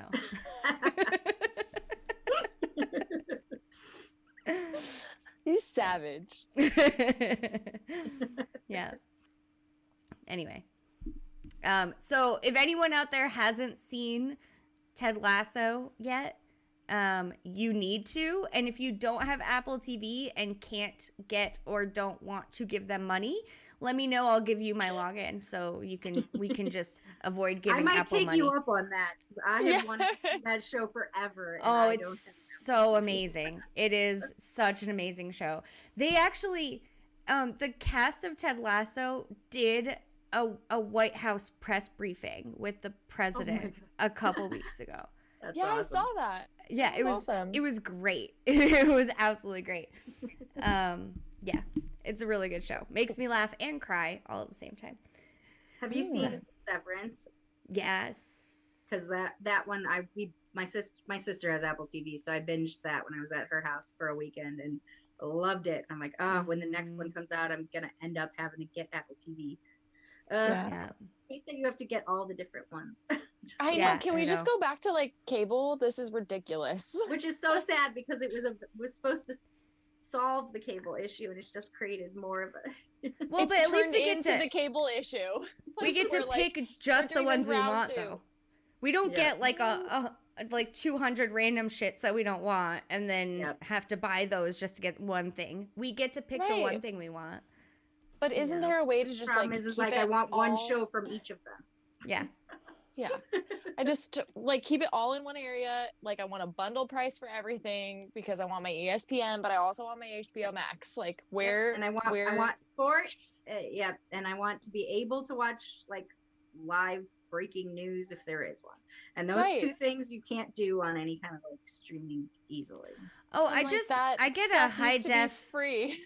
I have a high def antenna and we get free, like we can get all the local news channels with just the antenna thing. Are you too far away? No, we have the local channels, but Bargo's probably laughing right now. Like for the Super Bowl, it was like going in and out. Like I need to like upgrade it if I can. We're right between two local areas. Like we're 30 miles or 35 miles from each one, so it's like doesn't pick it up perfectly, but it's enough. Like I have it like basically I like the Today Show, so I have it on NBC so I can get NBC stuff, but then if I have to go change it to CBS or whatever channels the Super Bowl's on, then all hell breaks loose. So I can just keep it on one and I'm fine. So yeah, we don't usually turn the local channels on until a tornado's coming, and then then we my sister used to be she went to U of O and she was a meteorology student, and so she worked in the one of the Oklahoma City news channels, and she was on air a couple times during tornadoes. Really? That's so cool. What channel was she on? It's the channel where the channel that plays all the old people TV shows the rest of the time, because KOCO. Channel 5. Because she would get, you would turn it on. You would turn it on to find out about tornadoes. Do you know how many calls they would get from old people that Matlock wasn't on? She goes, I would just have to answer phone call after phone call after phone call. They're like, there's a tornado.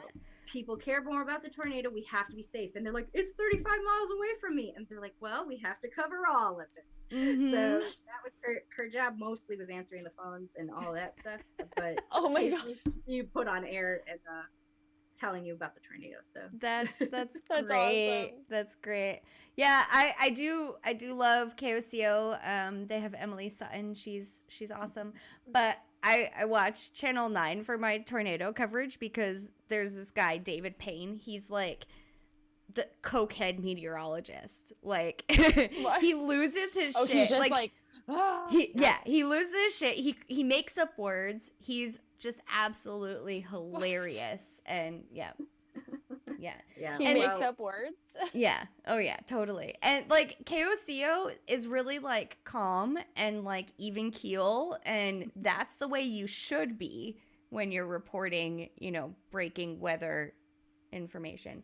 However, it's much less entertaining than the whack job on the other channel. I feel you. We're from we deal with hurricanes now, so we like the whack jobs too. Yeah. I'll have to send you the link to the have you heard of Mike's weather page?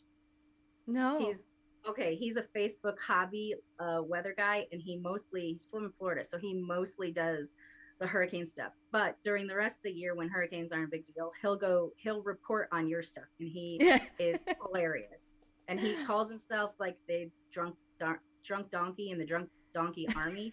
And he got like the regular newscasting. I think there was a hurricane in Savannah area, and the girl actually said on air, stop listening to these people online, these stupid drunk donkeys. And that's how it happened.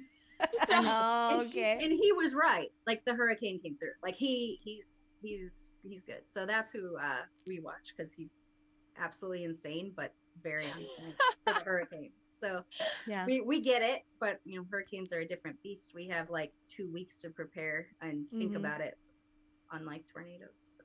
Well, yeah. we usually have about a couple days. Like we know weather's gonna be coming. It's gonna come. Yeah. But we also don't have to go anywhere unless like we find out like 15 minutes ahead of time that it's actually coming in our direction. Then we can just like drive down the road and we're fine. Yeah. Where with the hurricane, you're like, okay, let's go a few states, you know, inland, and then we'll be okay. Yeah. We've only had to do that once, but my God, I don't want to. I hope we never have to do it again. But I won't stay if it's past a 3 or a 4. It was scary. So we were glad we actually went to Texas because my brother lives there. So we just drove to where we knew we had a place to stay, and we were stuck for 2+ weeks before we could get back. So yeah.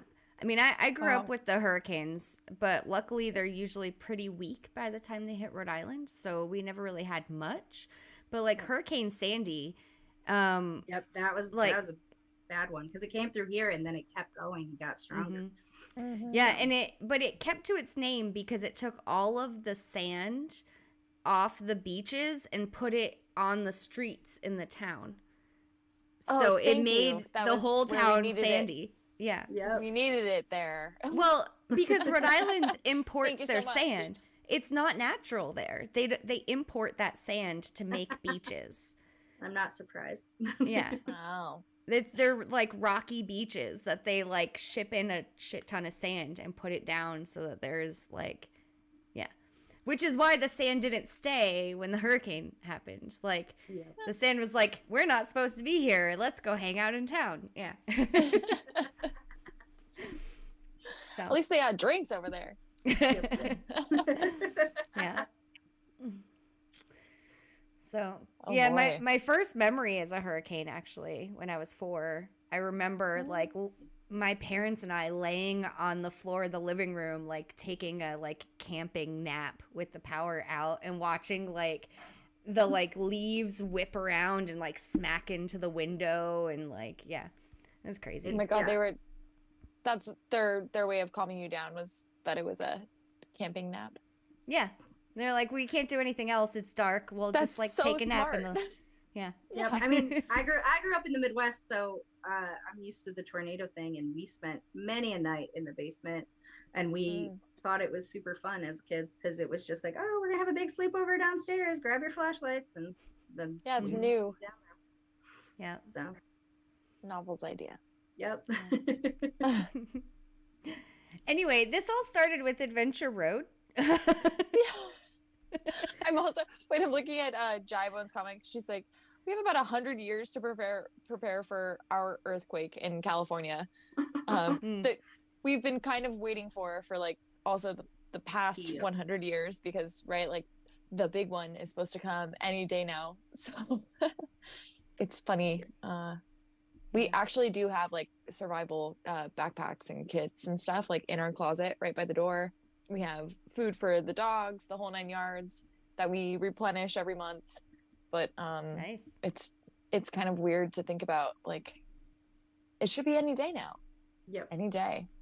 It's such a weird. That one's so weird to me because when I lived in Portland, it was odd to think that could be an issue, that it would just come up. And then the first time I was in an earthquake was actually in Florida. We felt it. We were asleep and woke up like briefly and we're like, what was that? And then went to bed. And then later on in the news, it was like, oh, there was a small earthquake. So we have earthquakes in Oklahoma all the time. They're just tiny. Yeah. But it's interesting actually. Yeah, because June 1st is when hurricane season starts, but we won't get anything till probably August, and that's we redo the kits and everything then. So it's just part of life now. But you're right. Like if we know it's going to even be remotely 3 or 4 in our direction, we will leave. But anything else, it's usually not that big of a deal. And actually, the tornadoes beforehand are usually the worst part if it's going to be small. So. Yeah, I used to have like the dog food and like the whole kits in the storm shelter thing. Now I don't even have a storm shelter. I have a closet under my stairs, and I've got a fan and a flashlight. That's it. Maybe we'll roll a couple of cans of dog food down there. Yeah. I mean, honestly, I don't I've become more of an Okie. I don't worry about tornadoes. I get excited when like the not excited in like a positive way. Like I get anxious, and attentive to the weather, but I don't really get worried about it. Actually, the first time I got in the hidey hole, was that night that we didn't stream. That I was like, good thing we didn't, because I had to get in the hidey hole. That was the first time in like 3.5 years that I had to go in the hidey hole. So that's a decent amount of time passing, especially for all of the weather that Oklahoma is, judged up to be. Yeah. I'll take our weather over everyone else's weather any day. There you go. I don't blame you. Yeah. Crashman wants to know, do you plot your escape from the hurricanes by hitting yellow vaults? That would be smart. What? Maybe that's the new strategy. Yeah. Well, we'll always go either north to my sister or southwest to my brother, just because after doing it once and there was the flooding afterwards that caused the problem to get back in. And knowing that you can't get back in, you just know if you leave, it's going to be at least a week or two before you can get back. So why would you stay at a hotel? Just go to family, even if it's super far away. And I'm so glad we made that decision, because other people were really trying to find hotels for dogs, and we have 2 little dogs, and we're like, I don't want to do that. We're just going. So just made it a vacation. Is try to make the lemonade out of the lemons. So we spent some time with my. What part of Texas do you escape to when you escape to Texas? My brother is in Houston area. Yeah. So that I've been to the airport there. I got 50 blue keys at the airport there, but I've never been around Houston. Yeah. Houston's interesting. It's huge, but it's not, there's nothing like it's known for exciting, except maybe NASA. I liked going to see NASA. But it's just kind of odd because most people there are not from there. It is a town of people that work in the oil industry. So, and my brother and sister-in-law are both, engineers in the oil industry. So it's very odd. There's nothing, I don't know, it's like it's missing something that a big city usually has, and I can't really define it it's like a culture, like a unified culture. Yes. Yeah. Like that's exactly what I was going to say, because other big cities in Texas have that cultural aspect, and it's just missing it. Yeah, it's a collection of individuals in Houston. It's not. Yep. Yeah, that's a collection of individuals. It's interesting. Yeah, for being such a huge city. Yeah. There's no reason to there's no reason to like tell people to travel there. Like there's Well, luckily there's some great interesting. Yeah. And luckily there's some great cities nearby. I mean, Austin's really cool. Austin is awesome. Yeah, I have love Austin. Love Austin. Me too. And it's just, Austin reminds me, it's the closest thing to Portland, Oregon. Yeah, I can see that. Keeping Austin weird, keeping Portland weird. And then Asheville, North Carolina is the East Coast version of Portland. Oh, yeah? So, yes. Yeah, Asheville, North Carolina is like a little baby Portland. It just defines it. Keep Asheville weird too. So, but I'm sure that Asheville and Austin have one benefit over Portland, which is it's actually sunny in those places. Yeah. But what I will tell you about Oregon, which is why I feel like the people stay there, it's like amnesia. Like their weather is absolutely beautiful from like June 10th until September 20th. Mm. There won't be a drop of rain for 3 full months. Beautiful, beautiful. And everything is bright green because it's rained for 9 months, and it's gorgeous and it's awesome. And like some of the prettiest views in the whole wide world that you'll ever see. But if you are not used to that rain, and you, like me, we moved from Florida to Oregon. I was diagnosed with like severe vitamin D deficiency within like months of being there. My husband lived on the Oregon coast his whole life, but after going to Florida and then coming back to Oregon, he finally felt what other people were talking about with that like seasonal affective type stuff, because you miss the sun. So when we left, I felt a lot better during the rest of the year. But I totally get it, because Oregon is absolutely gorgeous from June to September. So if you're going to visit through June, like June through September. I've been there a couple of times. I've been through there a couple of times. I haven't stayed in Oregon anywhere. I've stayed in like Seattle and whatever, but I've been through there a couple of times, and it was always in August, and I've never seen the sun there. So I just got unlucky with the couple days that I was through there. But yeah, and the coast, like if you were at the coast, you'll always be in a sweatshirt, and you might not ever see the sun. But Portland is pretty sunny during the summer. So that's how I felt in San Francisco too. Always in a sweatshirt, never see the sun. I literally never saw the sun in San Francisco. I was like, why do people live here? It's cold and it's the middle of summer. It pops out. Yeah. I remember like taking pictures on the beach, and like everyone was in a sweatshirt, and like posting it on Facebook in like June, and all my family was like, oh, is that an old picture? I'm like, no. right now. That's from today. Yeah. But it is gorgeous. It is absolutely gorgeous there, and I miss so much about Portland. And God, it would have been so much fun to have this game when I lived there, because I lived downtown. Yeah. I walked everywhere. I would have loved that. Like, the one thing I hate about where I live is that I am in a neighborhood. I can walk to my grocery store that has a Starbucks and has a little plaza, and that's it. Like, I am only 4 miles from the beach, but I cannot currently access it by foot. They say we will be able to soon, but I have to drive to be able to like park my car, and then I can walk onto the island from, like, I can probably do a 2.5 miles, like run or walk onto the island, but I can't do it from my house safely. So that's a bummer. I miss being able to walk everywhere. So yeah, that's not a thing in Oklahoma. Everything's way too spread out to walk anywhere. Though, like, if you go downtown, there's lots of great, like, and I've got a great spots. I've got great walkable spots. There's just nothing to get to. Yep. Well, I mean, I can walk my loop from my house. There's just no businesses there. Yeah. Like, I can't walk to the grocery store, and I can't walk to anything, but I can walk my loop from my house. Yeah. It's just because it's not at a That's how it was when I started the game, but then they built one more neighborhood that happens to be between my neighborhood and the grocery store, and they connected it in a safe way, not on the highway. So I actually can walk.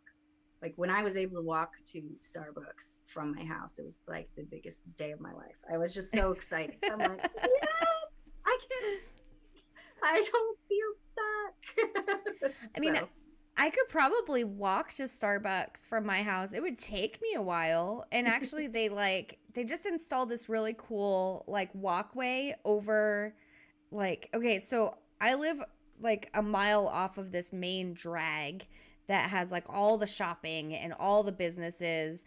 And I live, like, you know, a couple streets up. And I can walk down to it. You can't cross it, or you used to not be able to cross it by walking. There were no crosswalks. It's like 3 lanes on each side. I mean, there's stoplights and everything. It's not like it's a highway.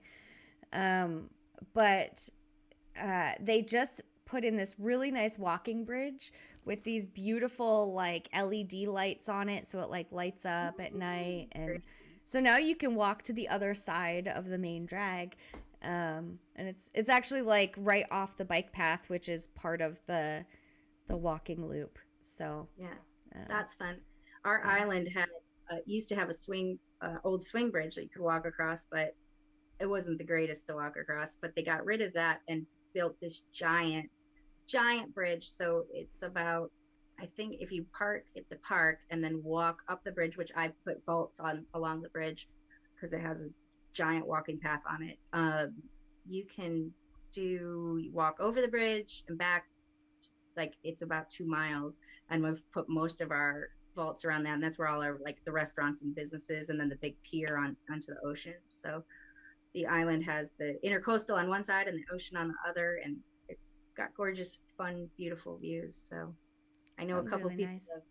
a couple people have said that they want to come visit. So Yeah. you tell us you're going to do a little coin hunt vacation, we'll meet you out for tacos and beer. Hey, it sounds like that would be a decent stop on the coin hunt cruise. Yeah. No port. Well, but we could just like have the boat park out in the water and like have tenders come to like the marina or something. That'll work. I heard coin hunt cruise. Yeah. Her area could be a good stop on coin hunt cruise if we do an East Coast. Yeah. Surf City, North Carolina. Yes. Oh, there's already like so many ideas that they can pull from that. Yep. Right off the bat. Yep. Mm-hmm. Anyway. Well, we're gonna need to make this coin hunt cruise happen. I know, right? Fun. Though, okay, so Adventure Road. I still have it up, by the way. Oh, snap. I cannot get to mine at all. I've tried a couple times. My phone's getting worse as the hours have passed. So hopefully I can get to my mystery box before 8 a.m. tomorrow. But I only have, I don't know, I think I was on level 27 maybe. So I know I'm a day or two ahead, but I might have to hunt really, really hard on the last few days if I don't get a phone till Tuesday or Wednesday. So,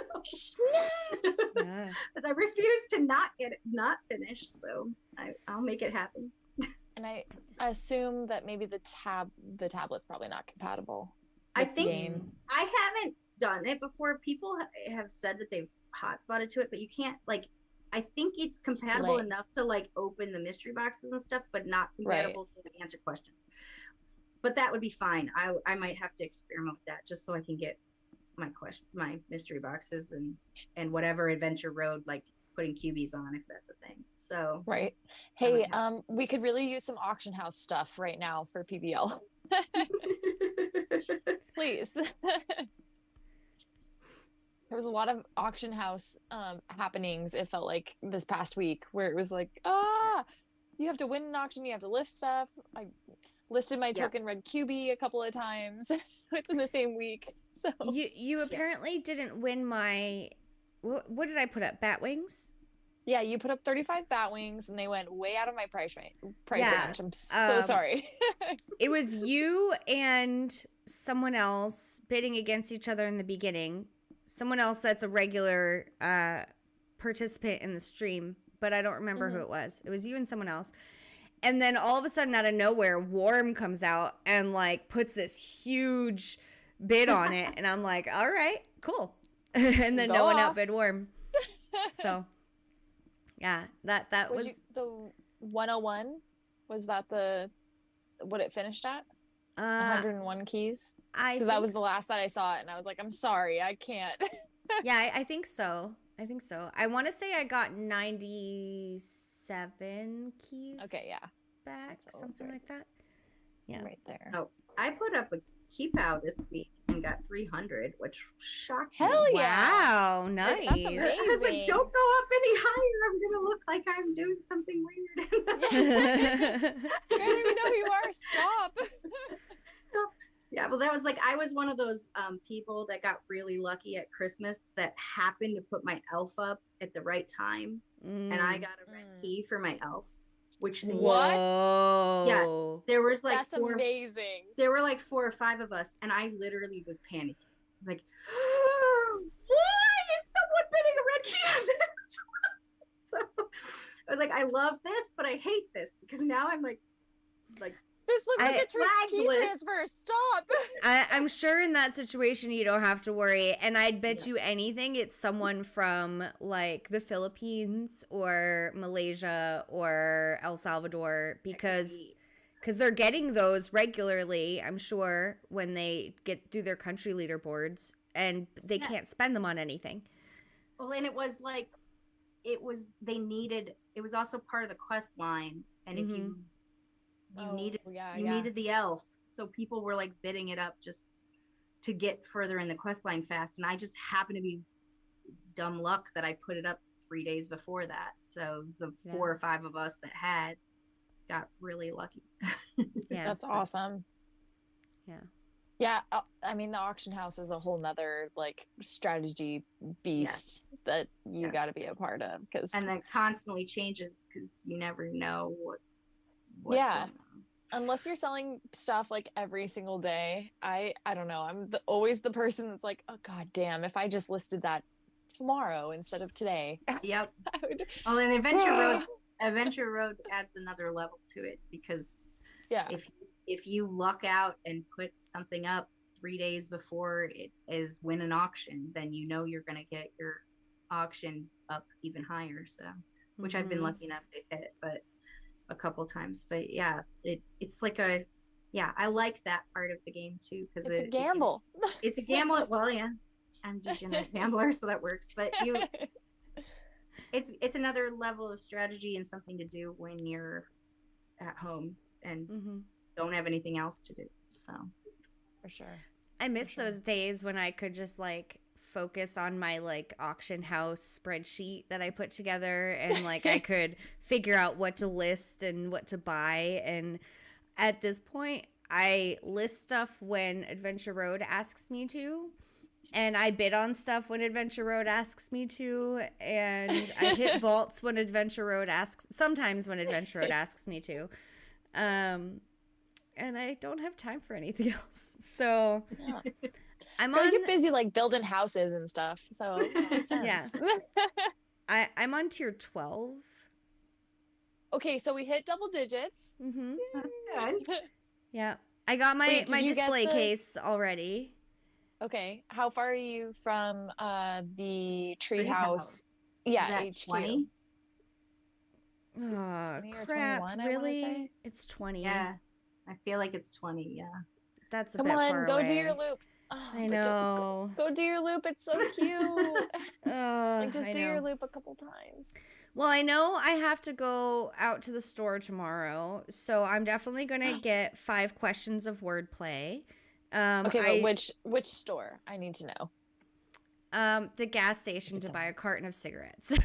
Oh, fuck. It's not the cheese store. No. I always want to hear about your cheese store adventures. The cheese store is in Norman. I'm not going down. I barely have time to eat food. Everything is like delivery pizza right now, and delivery Indian food, and delivery sandwiches. So.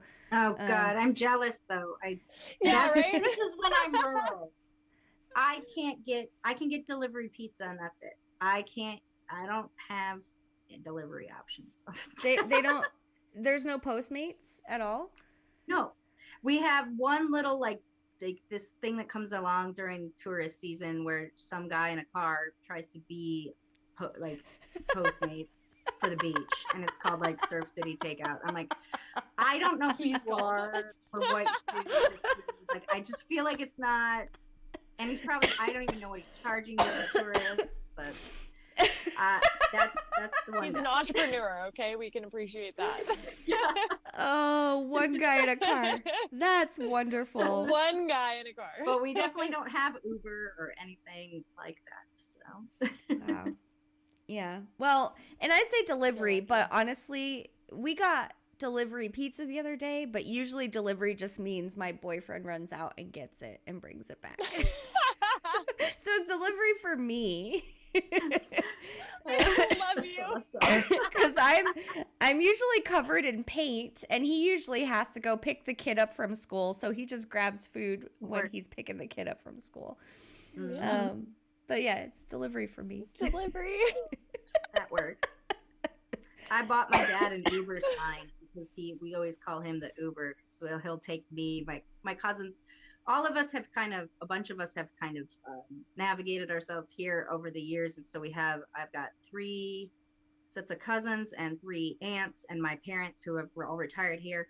So we have like this little southern commune of our northern family. And so my dad's Uber, like he'll drop us off at the bars and then we just call him and he comes and gets us. I bought him a little light up sign for his stocking one year for Christmas, so they pretend to be Uber for us.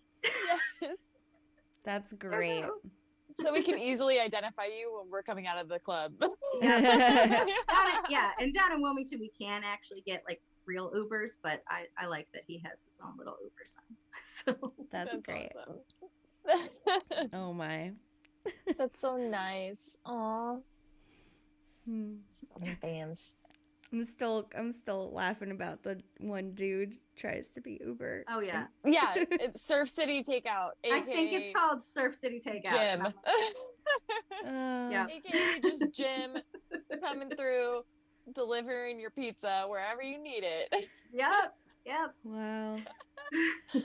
You know, I almost lived that life. Like before I bought the house that I'm living in now, I was building like my dream house out in the middle of the woods, like an hour from anything. And then the builder ran off with my money. My house never got finished. And so I bought this house instead. And I'm glad because I could not imagine, especially playing Coin Hunt Worlds, like being out there, like there wasn't even good cell signal. Like, yeah. Everything happens for a reason, right? Yeah. The only bad thing about it is that the vegan rescue that I'm on the board for was like 5 minutes down the road, so I could go and like hang out with the cows all the time if I wanted to. But yeah. Now I have to drive an hour to go hang out with cows. Yeah. That's not too bad. That's not bad. I'd still do it. Yeah. Mr. and Mrs. Chavo Chip says a real lunchpreneur. One might say. I think he meant leprechauneur. No, I think because it's Uber Eats lunch. Oh, lunchpreneur. Lunchpreneur. Yeah. I like it. I guess I read it as like a leprechauneur. Why are we talking about leprechauns? I mean, I know it was just St. Patrick's Day. You know, lucky. You've got one lucky guy that's out there delivering stuff. I need phonetics. He should just sit outside the bars at night and like put a sign up. Who he is. Yep. Oh, hell yeah. And then he could just give drunk people rides home after the bars close. Totally. Totally. Like you could make your own little. Anyone would get in the car with you if you're drunk. You make your own little Uber business on the island. So. Yeah. You can even do a golf cart one on the island. You just put do a little Uber golf cart. There you go. Genius. That would be fun actually for coin hunting if you had to like hold on, the vault is like 5 feet out. It's gonna jump off really quick and grab it. I'll be right back. Oh man. Like at a stop sign. My dad, before I moved to Oklahoma, I was attempting to live with my dad in Phoenix. And well, he lived in this part of Phoenix called Sun City, which was like this little retirement community. Oh yeah. And golf carts were legal on the street, and most of the people that lived there just rode golf carts around. And there were like a bunch of golf courses and like all these community buildings. That would have been an amazing spot for Coin Hunt World, except that everyone that lived there was like 80 or 90 and probably wouldn't play. But like, imagine just riding the golf cart around and like your vault's at this golf course, and then your other vault's at like the theater. This hole, yeah. You have definitely come down and do it here because golf carts are legal on the island, and they're legal in my street, but not on the highway that I have to get to. But some of the other neighborhoods, you can drive straight from your neighborhood onto the island in a golf cart. So you could hunt on a golf cart. Here, tractors are legal on the roads, but not golf carts. That would take a very long time. I feel like a golf cart's at least a little faster than that. Yeah. Yeah. Oh, speaking of tractors, race. I really should tweet this photo. I took a picture of a little mini dozer in my front yard at the other house because we're having a retaining wall installed. So they have like this mini skid steer that they brought. But it looks like a little mini dozer. Like there's going to be a user vault being built in my front yard or something. It's really cute. It's like the tiniest little dozer you've ever seen. Aww. Yeah. Oh my god, that gives me a great idea, Korkio, for 3D print. Little dozers. Yeah, that's a good idea. Dozers, little keepy dozers for everybody who's filled cranes, like Mr. Chavo Chip that's in the chat right now. Yes, who did. also Good job. He also agrees. He says, I legit thought it looked like the word leprechaun when I typed it out. But I went lunch. Like, thank God I'm not crazy, because that definitely looked like leprechaun to me, and that's probably why. If you zoom out and you just see like the L and the P and the H and the C, yeah, I can see that. It's all got all the same letters as leprechaun, completely. Yeah. It's just the word leprechaun is in there somewhere. I just don't know where. Yeah. You know, they say that if you take a word and you jumble all the letters up, but you keep the first letter and the last letter the same, you can still read it, right? That's pretty much exactly what that is right there. Yep. It's leprechaun, just in a different order. Exactly. Yeah. So I just did that. Yeah. It works. Yeah. You guys were definitely like, definitely says lunch. So, don't know what you're talking about. You're right. You're right. Where are we? Okay, wait. So where are we? We did. You're actually looking at an outline. I'm trying, but is there any point at this point? Probably not. We're all governors here, right? Yeah.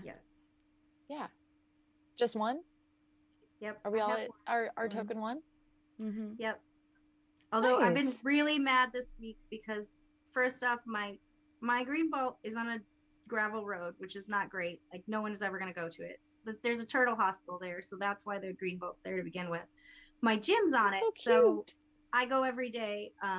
But this week's been very irritating because they're like putting in a light, so they've actually been blocking my access to my green vault. So I've been very frustrated that I can't hit it. Dang it.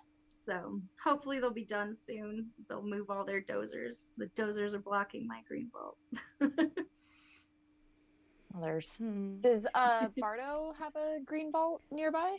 It does not. We have one other green vault that's actually on the island, and we were debating whether we were going to do it or not. He decided not to at this point, but we don't have to like worry about anyone claiming it at this point.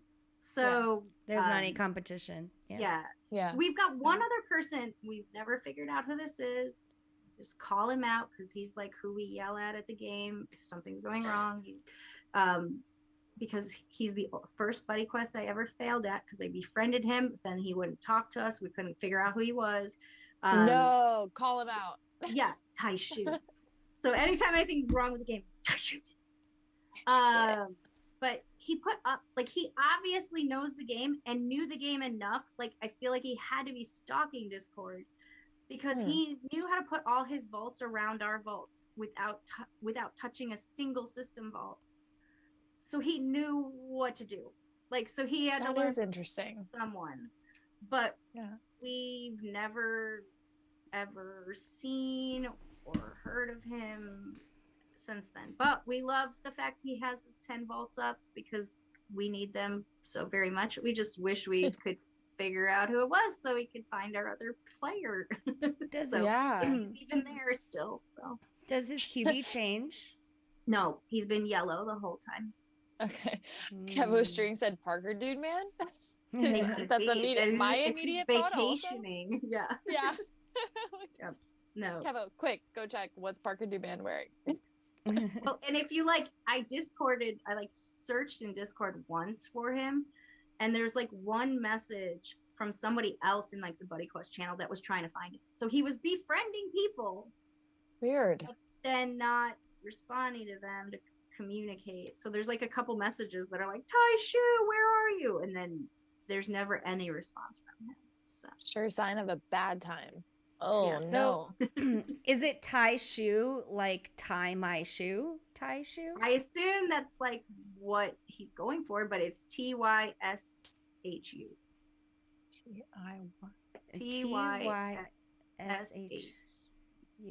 Tai Shu. Oh, okay. Tai Shu. Literally. Yeah, Channer says people need to get on Discord. I totally agree. Yeah. Totally agree. I feel like he has to be on something because he knew how to not take a system vault away in a place where system vaults are so important. Yeah. Other places it doesn't matter if you do it, but here we need every vault we can get. So it could be that they found the wiki. Yeah, that could be. And I have a theory, he has 3 vaults by the fire station, and it's not a commercial area, so I feel like he might be a firefighter. Yeah. Yeah, I would assume. But yeah, that's our Tai Shu. Interesting. Yeah, I searched Tai Shu and I see two messages. One from you saying it's BQ time. Yeah. And you actually tagged someone skunked. Oh, that's interesting. I wonder if that came up after. Maybe that was his other name. I don't know. Oh, interesting. Yeah.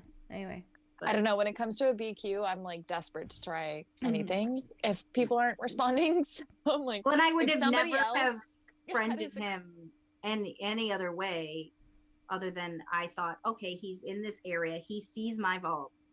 He will find a way to communicate with me, but he clearly didn't. Assume. So I almost went a full year of doing a buddy quest without any, every single buddy quest was always a success until him. I made it from 1 year, and I was so pissed. It's Worse when you break the streak. My record. Yeah. I wonder what actually that's a great point, PBL, is I wonder what the record is for longest BQ streak. Yep, that would be interesting to know. I was close to a year because he was the first fail. Why you gotta let us down, Tai Shu? Yep. So Shame. I'm trying to find your Tai Shu, and I've come across a couple people. Oh, it's a mystery. Well, well, there's Korkio is the lady investigator of the hunt. There's an Instagram Tai Shu, but there's not that much information. It's a lady, and it's a health and fitness Instagram, but there's no information on where she is.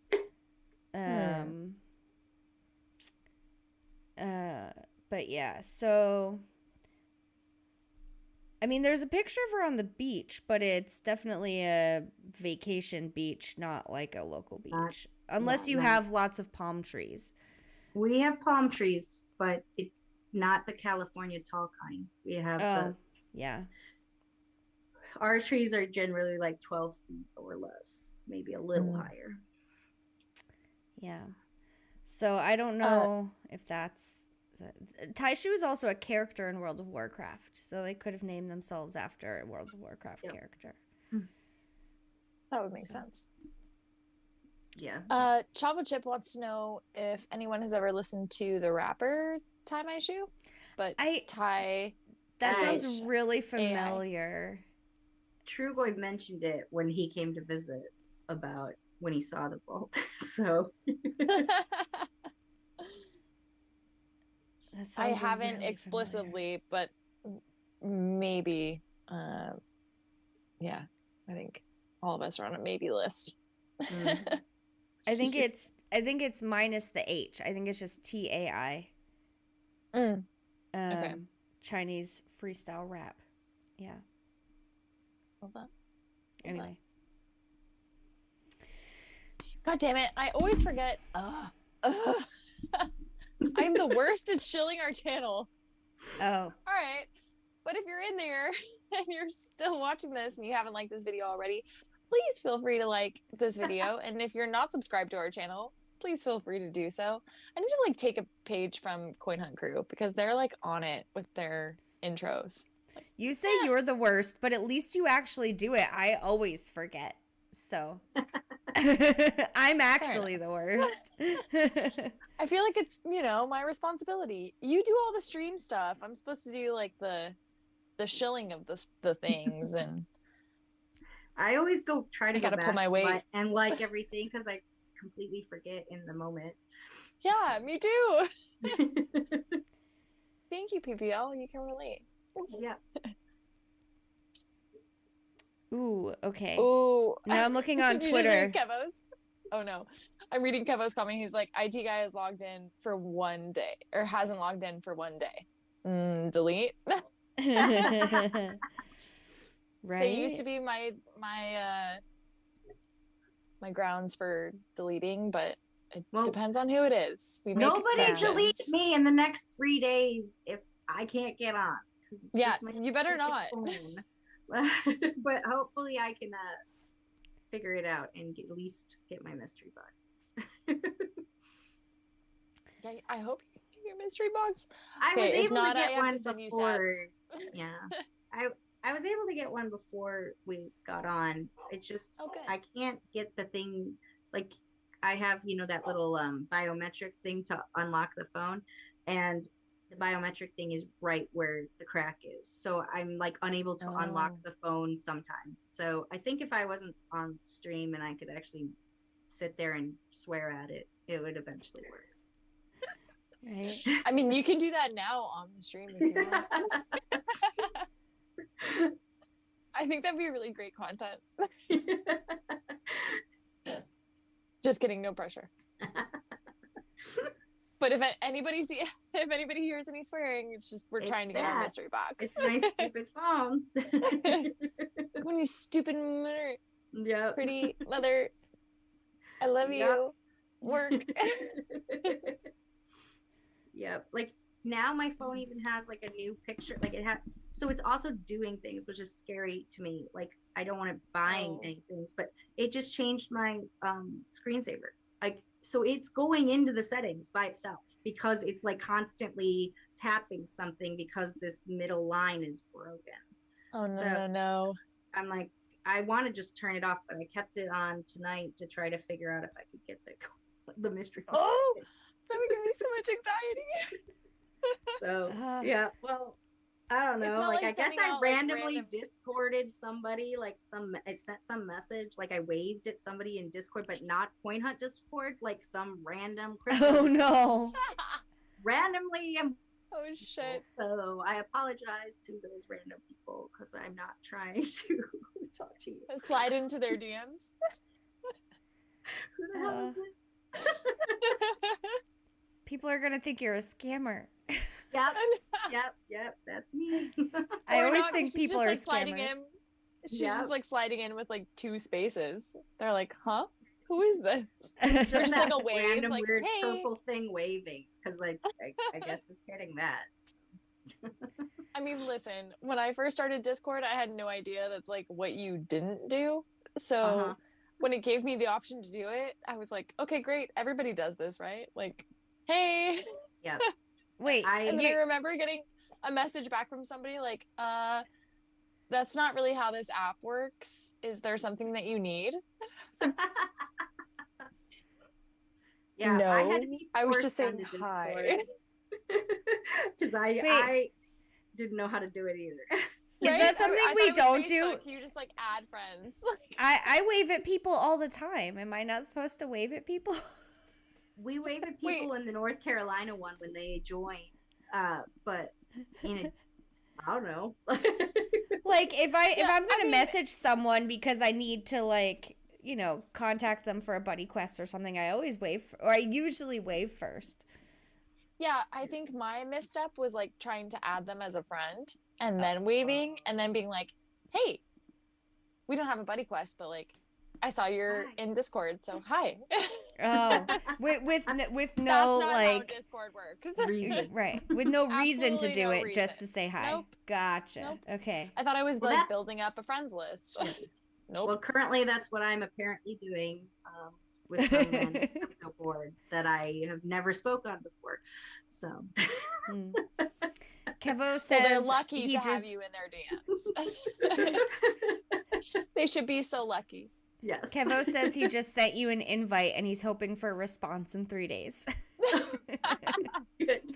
I will definitely respond, hopefully before 3 days. She says, new phone, who dis? Well, I think Just if kidding, you Kevo.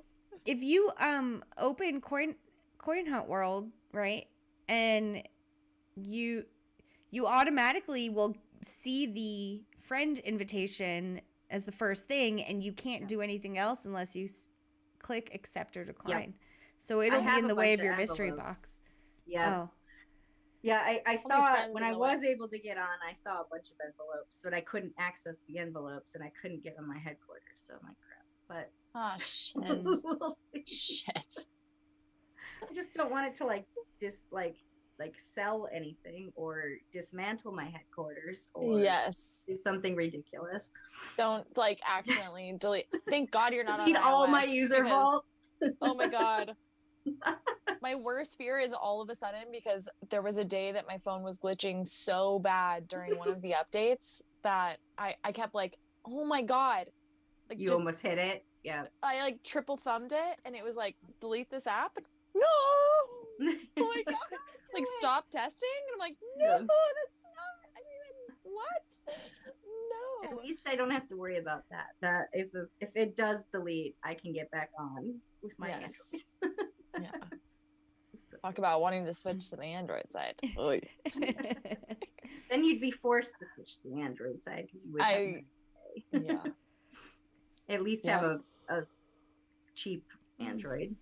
So Well, luckily I've got now Marvin's house's backup Galaxy that's all Oh, yeah. shattered in the screen, but at least we've got a backup in the house. Yep. So I feel okay about logging in on his old Samsung Yep. now that he has a new phone. And because at first I was like, I don't know how I feel about this. Like, I know they're saying you can log in on an Android, but it's too close for comfort. I And- wouldn't like doing that. I agree. I don't want to log on Bardo's because I don't want to do anything that even remotely looks weird. Exactly. I think it's weird. You think it's weird, but then Mhm. it's already too much. Too many red flags. Yeah. So yeah, now that we've got an extra Android in the house, that's nice. Yeah, there was like a point in January where I was getting like, I don't know, I think I got 6 photo quests in a 11-day period, and I was like, Oh, what did I do? What did I do? Just tell me. It's like Just send me a DM. and then I get afraid when I have nail polish. I'm like, are they going to be able to identify me? Oh my God, can relate, because every time I take it with my left arm, right? Like with my right hand, I take it with my left arm, and that's my sleeve. So I always try to get my tattoos in it because I'm like, they don't change. They don't change. Yeah. There's no reason to reject this. Yep. Been there. I had a photo quest since our last stream, right? And I had to like pull over into a parking lot and like get out of the car and like do the thing. And all I could think of is like, oh, my chipped blue nail polish is the same as it was on the stream. So if they wonder if it's me, they can just look at our stream and see my chipped blue nail polish. Yep. Yeah. Yeah. At least we're consistent, okay? Mm-hmm. Yep. Yeah. That That was kind of scary because it was pick up kid at school time, and I was driving by a school when I got the photo quest. So like, you know, like it was school zone, so it was super slow, but then like there was so much traffic and I had to pull over. You're taking a picture out the window. No, like I pulled over into this dentist office parking lot, like right past the school. But I was worried. I was like, shit, like, am I going to run out of time? Am I going to get there? Because I couldn't, I couldn't do it out my window because it would just be a picture of another car. Yep. Yeah. So. Not the worst, but yeah, not the best. Yeah. No. I heard that they're giving like 30-day bans for what were they calling it? Like something like if your GPS is glitchy and the photo quest isn't like spot on, then they'll give out 30-day bans. I hadn't heard that yet. We had one couple in North Carolina recently have a temporary, I don't know if it's 30 days or what it was, but a temporary ban. And I think they're back on, but they didn't have any, they just said it was something like suspicious activity. But it was funny because they used to be really hardcore hunters and now they only hunt events and they only hunt together. So it was interesting. They were swearing that they didn't do anything, but who knows? So. Yeah. Never know. Yeah, it's hard to speculate. Yeah. Which is why I do not want to sign on my phone or on my husband's phone with my name. Yeah. So I will miss my mystery boxes for 2 days if that's what it takes. Right. It's not worth it. Yeah. But going back a little bit because Chavo Chip is making us feel a little bit better. He said he's an avid waver, that he waves Good. to people in the DMs, and he says, I'm legit aimed to make my DMs the craziest thing the recipient reads all day. Nice. Oh, I love that for you. Chavo Chip, you can slide in my DMs any day because, sometimes I just need a crazy DM to like pick me up. Yeah. Need some more Chavo Chip or Mrs. Chavo Chip DMs in my life. Yeah. Well, Chavo and Mrs. Chavo have a Vegas little Discord with us after our little trip, and I can attest his conversation is great. It is on point, and it makes me laugh a lot. That's amazing. Also, in other news, IDFK said he left his 2-year-old with his niece to hold his phone for 5 seconds one time, and she deleted 3 of his user vaults. Oh, awesome! So it does happen. So don't give your phones to the little ones, the little monkeys. We can barely like handle the phones ourselves, right? So right. I don't blame it. I can't. For the. I don't blame the 3-year-olds because I can barely handle it myself. No. LBS is obsessed with the mystery box. He loves the mystery box. That's his favorite thing. He's like, is it a mystery box time? It's so cute. Have you made a mystery box song for it? I guess we need to. That would like, wait. Oh my god! I just came up with the best ChatGPT segment. We're figuring out the lullaby song for a mystery box. Oh, that's awesome. Yeah, Just we can for definitely LBS. do that. We can do that. Although I do think it's funny. I have not gotten this report from daycare, but I would be curious to know if they think we're like avid hunters of animals. Oh no! We always say that we're going on a hunt. So I'm sure he tells people like, tonight we go hunt. Oh my god! It's definitely think that I mean, that's not too uncommon, right? Well, I mean, you can just tell them. People wouldn't bat an eye. Right. I don't want to be known as an animal hunter. You just tell them that you do scavenger hunting. I mean, yes. Yeah. Pulling on both of our heartstrings. Yeah. Or you could go to the daycare and recruit the people that work there. Yeah. Yes. Exactly. Then there won't be any confusion. Yeah. I mean, Wilmington's south of us, and then there's military base north of us, which is in the area where I work. And I think the military guys would love to play this game, but I haven't been able to get any. My neighborhood's like 95% military, and I just can't find them. I'm going to leave some stickers out though in the gazebo area where the like 16-year-olds hang out. So I was like, There you maybe go. one of them won't have an iPhone, and they'll actually set something up because they'd like that. That's genius. Yeah. Well, so my mystery box song though is kind of like a Blues Clues jingle kind of thing. So like in my head or sometimes out loud depending on my mood, when I go to get my mystery box and I'm not live streaming, my brain goes, mystery box, time to get that mystery box, and then I open it. I will use that. He will love it. That is cute. The fact that he was in like a real life, cartoon with the Kevo show, so that was pretty cool. Yeah. Oh yeah. Oh my God. Okay, so even like a year ago, I would have thought that was super fucking cool that all of our QBs were seen in Kevo's animation, but being like how old is your son? You know what I'm asking? Yeah, 3.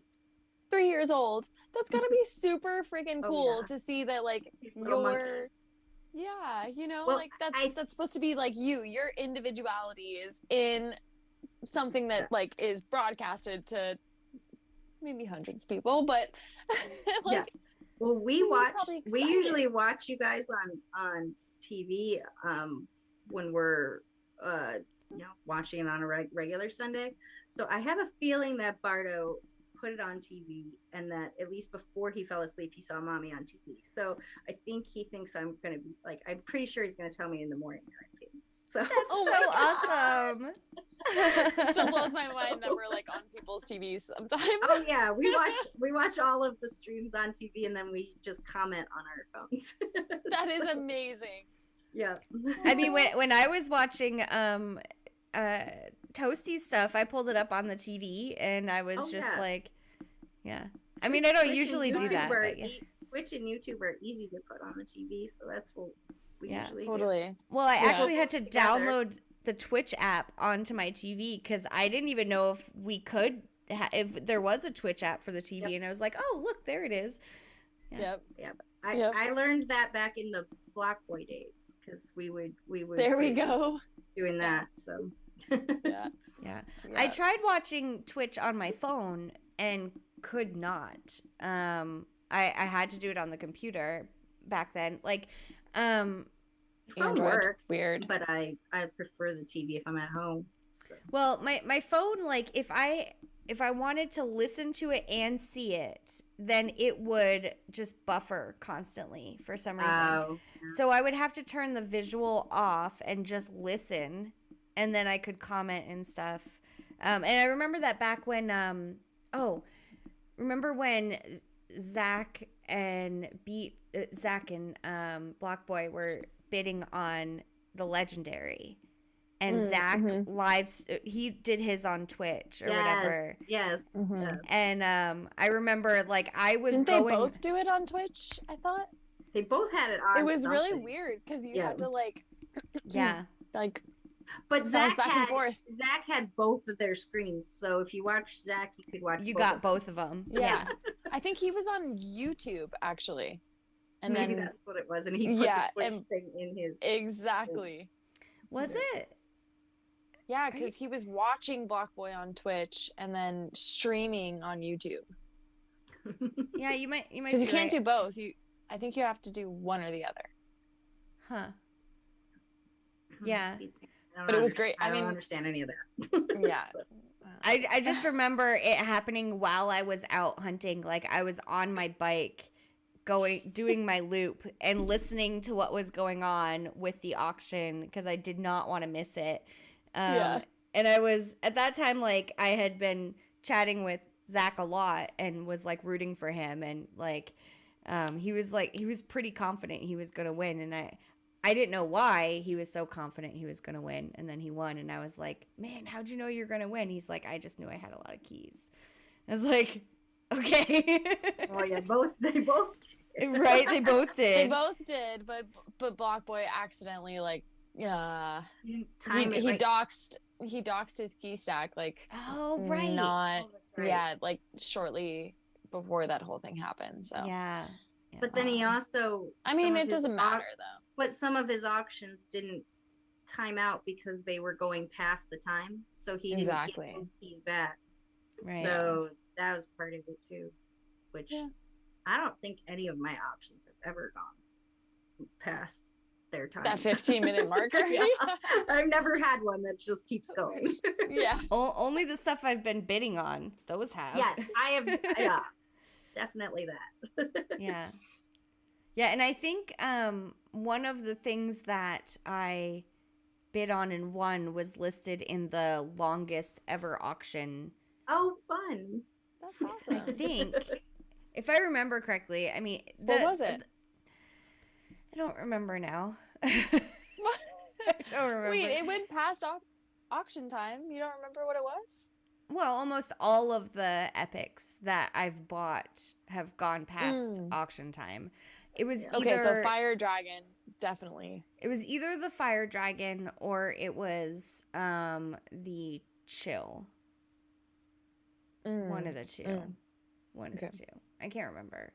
But it's in the Medium article for like the year in review thing. And I remember seeing that and being like, oh, is that the one that I won? Like, because that went on for like almost 2 days, it felt like. Like, extra. It wasn't actually 2 days extra. It was like, it just felt like fucking forever. Well, when the auction house started, I remember when people were buying extra OG blueprints. Can you believe it? Oh my God. I bought one, but it took me a very long time to get it. Those ones definitely went past. Oh yeah. Time, but Limpy, I didn't realize what he was doing at the time. But like I was bidding on all of them, so was everybody. But I didn't realize Limpy was like winning all of them. Yeah. So I just remember thinking, this guy needs to stop. Like, go on a different one. But I didn't realize he was trying to buy them all. But he at least let me get one. So. Wait, so did you? Because I ended up printing I have mine. Extra. Okay. So did you end up like printing one and then getting another one because you printed it? Because that's what I did. I had two blueprints. So I had the blueprint that I bought. Okay. And then shortly thereafter, the auction house went live, and I got one that summer during that nonsense of trying to buy one all the time. And that's when I got my snowman too. Without even printing the first one? No, so I just had two blueprints and I did not print. Oh yeah. But then during my leaderboard run, I printed one. So now I have a blueprint and a cube. But I just have the QB because I bought it in October during my leaderboard run and printed it right away, and then went pretty much broke doing that. So you would have to and I can't even imagine what they'd go for now. But I just remember back in when Zach and Beats, like I'm not a gamer. This is the first game I've ever played, other than Word Feud and Words with Friends and those kind of games. And I just remember him talking about how games have these things in them and they're worth a lot of money if the game takes off, and this one will be worth a lot if you could get one, so just keep it and don't print it. So I was like, well, if I print one, then I'll have to. So I've been sitting on it thinking, okay, well, I'll just wait and see what happens. But I know that's what a lot of the people that are always asking about when the NFT stuff's happening are also thinking. So we'll see. Yeah, I almost kind of wonder at this point, since they're kind of, I mean, I know they're doing the whole stats for QBs, which in a way almost requires the NFT thing, but they're also kind of pivoting away from crypto based stuff. Yep. So, and that's pivoting away from NFT stuff. So I'm kind of curious to see how that all actually plays out. I am too. I think I really loved the Hunter's Lodge, and I think it was really, I mean, there was so much information, but there was also a lot So of many things that holes. yes, a lot of things that we don't know answers to. So Yeah. I'm hopeful. Like I keep talking to people on Discord and stuff like that are really worried. I'm like, well, we just have to see what's going to happen. We don't know what the thought process is yet. We just know some things, like always. I don't think anyone should exactly. be. I don't think anyone should be too worried because, like, the developers love this game even more than we do, and they want to make it successful, and they know.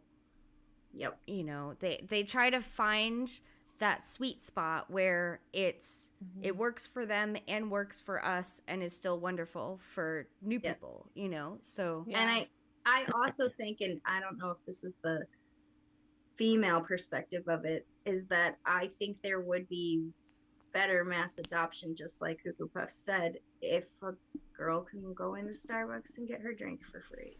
Girl. over crypto. So I I'll like take the crypto part, and I want to keep that, and I'm not trying to get rid of that. But I think if they can do both, then you would have a huge different way of mass adopting things when Apple gets on board, where people would want Target gift cards and Starbucks gift cards and all that stuff. my Listen, mom would be all about the Target ones, yeah.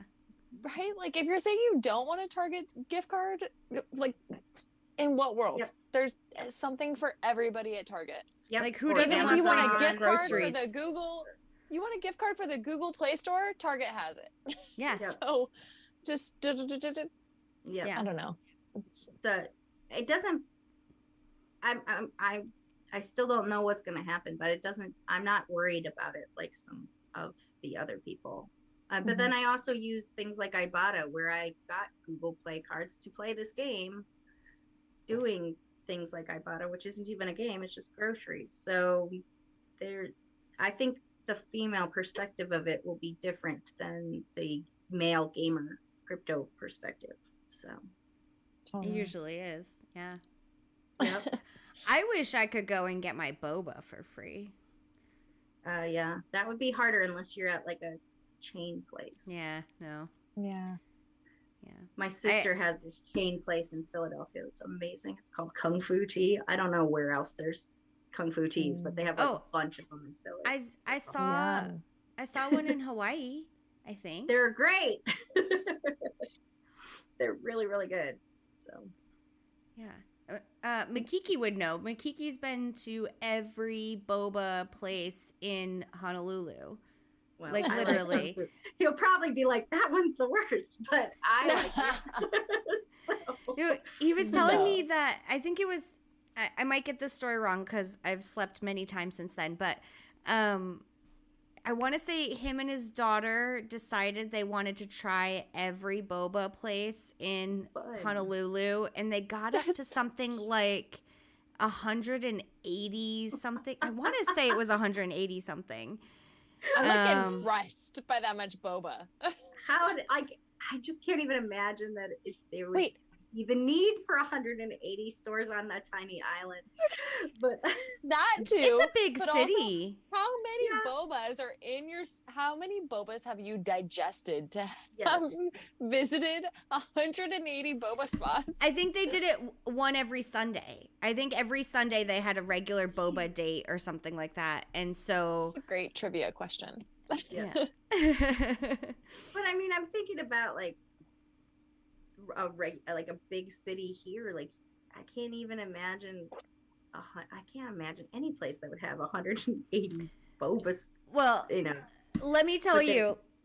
So the YMCA that I stayed at when we were there, I walked across the street, and there's like a little. It's a pretty good size outdoor mall kind of thing. And I want to say there were like 4 or 5 boba places within that mall. Okay, there he is. Makiki says 108, not 180. 108 boba shops. That's still amazing. Yeah. Okay, it's like same, but kind of different. Not really. Yeah. I like it. Yeah. So. Makiki Tiki, I'm still wondering how many bobas are in your belly from 108. Like, I really want to know.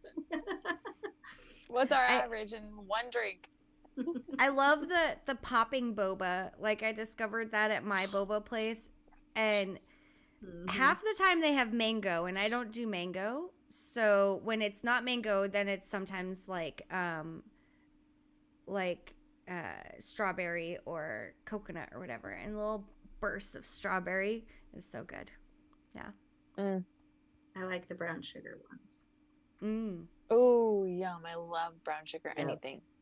Yeah. So Makiki says they went to unique shops, not different chain locations. So 108 unique boba locations. Not crazy. Yeah. But he said there's no kung fu there. So I must have gotten the kung fu tea somewhere. Because I know Tanner's I've gotten is from there. Actually having boba now. Oh, jealous. Ooh, that sounds so good. Uji matcha latte with honey boba. Ooh. That does sound good. This reminds me. Oh, wait, no. I have dinner in the fridge, I think. Like, wait, I need to order dinner. Like, need boba for dinner? Maybe. Oh, wait, you guys, we're like 4 minutes to mystery box time, too. Also. Crap. Oh, shit. Gotta find the tablet. The tablet gonna give it to us? Yeah. I don't. Maybe. Stupid. It's weird. My clock on my computer is 2 minutes off. I'm like, you said 4 minutes. I was like, no, it's like 2 minutes. And then it's like, no, it's actually 4 minutes. But why? How is a computer clock off? I don't know. I'm going off my computer clock. It won't even let me change it. Kevo says we used to call it bubble tea like years ago. Boba just from mass adoption. Well, bubble tea and boba is, they're kind of, one's a subset of the other one, right? Like bubble tea is bubble tea, but you can have boba in your bubble tea or other things in your, like you can have jellies, you can have popping boba, you can have mini boba. I thought so too. I thought like boba was like the universal name for it, and then if you were more like precise with your order, it was like, you know, bubble tea with boba or whatever. I think it's the other way around. I think bubble tea is the more universal. Generic. I could be wrong though. I mean, I live in Oklahoma. We're not usually like the first to adopt things. But yes, boba is tapioca pearls. Mr. and Mrs. Chavo Chip brought that up. Yes, boba is tapioca pearls. But in your bubble tea, you can get other things. Like you can get jellies and whatever, but the boba itself is tapioca. Yeah, and sometimes they're filled and sometimes they're not. Yeah. Ironically enough, pearls is never in the logo or advertising or marketing of boba, which is super weird. Yeah. Boba I agree, for the win, Hoff. We need a boba QB for sure. Yeah, because I'm not much of a Starbucks person because I don't drink coffee, and every time I go there to get like a green tea or a chai latte, they always make it lumpy. So ew. Yeah, like because they make it with a powder, but they just don't mix it very well, you know. So anyway. Channer's just posted her boba and off topic. Gotta check out the boba right now. Un momento. Let's see. Look at us all discording and streaming. I'm not talking to anyone though. Dang. I'm not gonna talk to anyone. Wait, where is the? Where is my? Oh, there it is.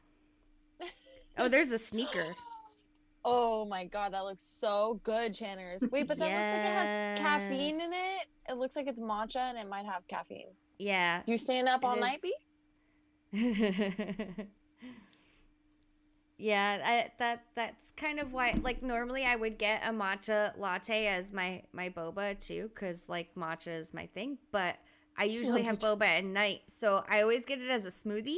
I get like the honeydew smoothie or the coconut or the almond smoothie, and then I put the stuff in it. Instead of getting like a tea, I get a smoothie. That's my dessert. I feel like that might be the way to go. Yeah. Oh, duh. We've got the cat. We've got the boba cat. Oh, the boba. Yeah. But it doesn't, Oh, it's yeah. not green. It doesn't look like matcha. I don't want to eat it. Right. I don't want to eat it. No. So. No. Well, Okay, and those y'all. are all like names of people that worked on titanium toasters, cats, weren't they? Oh, are they? Really? I thought that they said that those were cat names from their cats. Wait, At that one would be point- so cute if that was the case. I would That would be be- giving so much more love to these cats. I'm pretty if sure was that the case. they're named for those I've reasons. been talking but shit about Rhonda. maybe I'm too making much. that up, but I thought I remember that. Well, that would make more sense for why they're such random freaking Random names. Yeah, They I are think- very random. I think that they are cats. Because like that half of the actually names exist. are like, half the names are descriptive, which is usually like people name their pets descriptive things. And then half of the names are like actual names. You've got Silky and Patches and Softy. Boba, Jet. And like, yeah, Jet and Rhonda. Boba and Rhonda and Holly. Like those, yeah, half of them are actual names and half of them are descriptive names. So, yeah, that's interesting. Well, someone needs to confirm that because maybe I just totally made that up. but I thought that. Yeah, what like- I remember them saying way back when. Renee, Hoth- knock, knock, knock. Hoth says things to ask in the next Hunter's Lodge. Ooh. Yes, let's make this a priority. Yeah. Right. Instead of asking about all the questions that are looming up Cubiverse, we ask about the The cat names. No, we just need to get priorities. we need to get Aperture Cat to ask the question. Yes, that's There we a go. good question. Yeah. Be more on, Okay, you on guys. topic for him. I'd feel bad if I opened my mystery box without you two. It's okay. You can do it. Are you? No, I are you able to can't- open it? No, and I am my phone is like on my photos now, and I'm worried it's gonna like delete photos. And then it got into Oh. Discord and Rubik's. If I just put a bunch of like emojis on your post of something, I'm sorry, but it just kept so I just threw my phone, and now I haven't had a chance to try to get on Discord or on the tablet, but we'll see. So I don't even All think right. the Well, will work because it's like a Fire tablet, so they don't have all the apps. Oh no, you won't be able to do it on a Fire tablet. I'm gonna have to like pull up a one of my husband's old tablets and get on. Yeah. Well, I got 8 blue keys. I'm not opening my mystery box in solidarity. Oh, I'm gonna let That's- the chat. that's a big sacrifice. Because I'm gonna open it after the Get it stream. right after. Oh, okay. I'm I'll gonna open figure it out. after the stream. I just don't want to, you know. I'll spend 2 hours swearing at my phone until it opens. Definitely like the glitch between 4 p.m. and whatever our reset time is now, like 5-6 o'clock for the West Coast. Yeah. I've come across some really annoying times where I'm like, I have to go Yeah. for work now. I need you to show up because if you don't show up now, I can't get you before reset. Well, I feel like being on the East Coast, that's either time is hard for some of us that work normal hours because Yeah. now it's at 8 a.m. And 5 p.m. So it's like what was it? Or he's 8 a.m. is hard because if some people leave before 8 to get to work Yeah. at 8. So that made it hard. I didn't have that problem, but Bardo does. So 7 was Yeah. easier for him because he would leave at 7 so he could get it. But It's not it the is- most convenient glitch, It is what especially it when they try to make it like well, I wouldn't say they try to make it, but when you kind of have to use it strategically at times, it doesn't help when there's a glitch attached to it that like fucks up your time that you can grab it, because it's just a mystery box. You should be able to grab it whenever you want. Yeah, I would really like that HQ to go thing. That would be amazing, especially being someone that works in I work Travel. I travel. I work in people's homes. So I go all over the place, and so I'm never in one place. So even if I drop my headquarters to like do an auction, I might not be back to that place. So I end up dropping it over and over again or something stupid if I really needed it. But being in traveling healthcare does that. So whatever. Yeah. Well, we're thankful that you do the work that you do, because traveling healthcare sounds like it's definitely a necessity. I don't know the specifics, but it sounds like people definitely probably need you. So, well, I don't care. I don't care about what people know about me. I'm a pediatric physical therapist, so I go and work with babies and kids and help them learn to walk that have like genetic conditions and things like that. So that sounds like that could be quite rewarding. Very rewarding, but it's also extreme. Like there's highs and lows, and the patience you need. It's a different kind of patience, because I have all the patience in the world for a child that's trying to walk or trying to do something, because they're not going to lie to you like an adult would. Like, oh, this hurts. Like a kid's either going to do it or they're not. They're not. Yeah. So they'll let you know if it like they aren't lazy and they work really hard. So I have all the patience in the world for that. But it's hard because my job is also very much psychology and dealing with the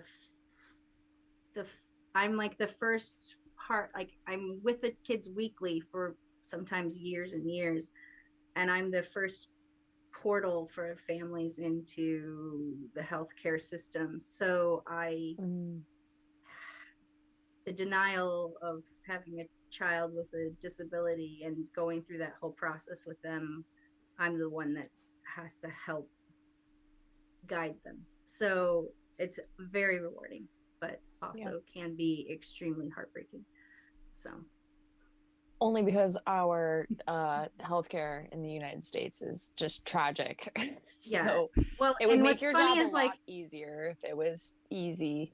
And I will say this as a healthcare provider, I like to say it this way: our healthcare is the best healthcare in the world.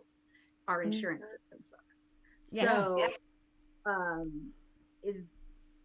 we give the kids everything we can, but sometimes insurance doesn't let us give it even more. So that's where we get frustrated. Yeah, for sure. But fuck insurance. Yeah, it's just such a clusterfuck. Yes. And there's no good solutions. So. No. Yeah. Well, on that note, chat GPT time. Woohoo! Ooh, I'm down. Okay, so I was gonna save this to my homepage so it was easier to find every time, and then I forgot, so now I still have to search it. Wait, so are we gonna do a bedtime story for LBS? I feel like that needs to be one of them. Yeah. He has the black cat QB stuffy thing. He loves him.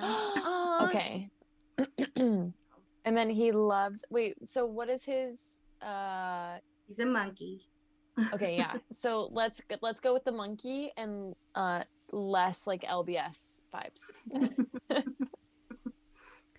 Okay. Monkey pounds. Monkey pounds. Yeah. Let's see. Where is the link? I always go back to the same I have to search Leppy talking about Chat GPT where she sent me that one link. And I always go back to that one thing, and I probably should just put it somewhere else. Yeah, bookmark it. I know. It's okay. IDFK said, depending on how slow your phone is, you can close the game when you're at your headquarters, then reopen it at mystery box time and quickly tap your HQ before your QB catches up to your actual location. Mine has never done that. We can keep, if we keep our mystery box page open, you can get it. But you can't access anything else on your phone. Right. So if it's like 10 minutes out. Yeah. But the problem is that we do live somewhat in the middle of nowhere. So by the time Bardo gets to work, it drops him. So he loses it. Yeah. Like we've passed. Yeah. The game has already reset itself. Yes, exactly. Well, yeah. I think what IDFK is talking about is like when your GPS is super slow and it will keep you at the location you're at before it like zooms you over to your new place. Yeah, but mine would just go like connection lost. Yeah. Oh. Yeah, like try again. Yeah. It wouldn't even mine says excess speed detected and locks me out. Whenever I try to access oh yeah, there's that too. Yeah, that one's the best. The best was I got that in Vegas walking. Because one of the casinos must have relax. You're walking too fast. Yeah, so I'm like, okay, clearly I've like literally walked 35 feet. Not going fast. Breaking records over here. Oh boy. I don't know if I like this lullaby exactly. Usually the second go is better, but I'm gonna read this one anyway. Okay. Close your eyes, little monkey, and drift off to sleep as I sing you a lullaby about a mystery so deep. It's about a box with a key inside and the wonders that await once it's open wide. The box is a mystery, a puzzle to solve. It's waiting for you to unravel and resolve. With a key that's hidden somewhere in sight, it's up to you to find it tonight. The box might hold treasures beyond your dreams, or maybe some secrets, or so it seems. But don't you worry, dear little one, for with the key in your hand, the adventure's just begun. So sleep tight, dear monkey, and let your dreams unfold as you explore the mystery that the box does hold. And when you wake up in the morning light, you'll have the key in your hand to unlock the box so bright. It's a little off. It doesn't quite fit, but it works. Yeah. Yeah. We can fill in the blanks purposefully, but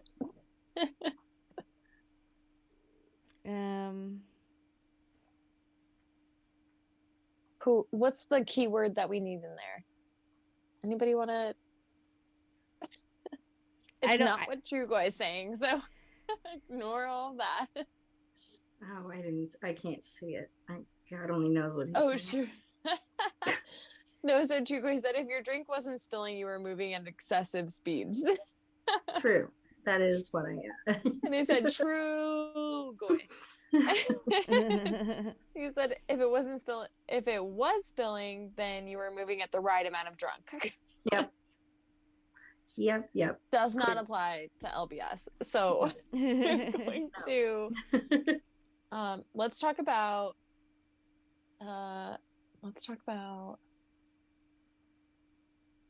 his preferred name is Monkey, right? So let's talk about Monkey reaching his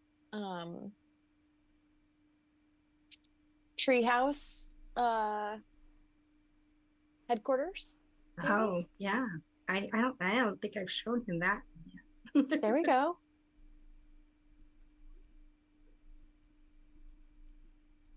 Wait, you have the headquarters, right?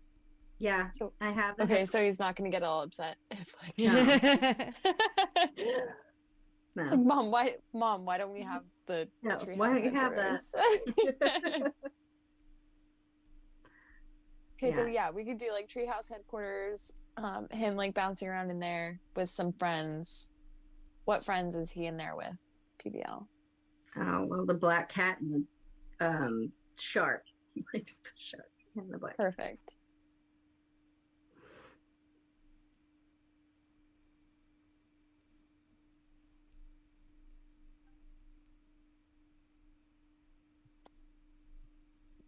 And he likes those penguins that slide down the igloo. They're Those so are- cute. We need a penguin cutie. Yes, I we really, do. really want one. I'm guessing that's what's coming this it has to be, right? Like this Christmas. Yeah. I It feel has like to be. yeah, I feel like we need more animals. Yeah. We need our like Lion King moment. Yes, yes. Oh, Totally. yeah. All of them. I would love that. I love the turtle and the seal are like, I just love them.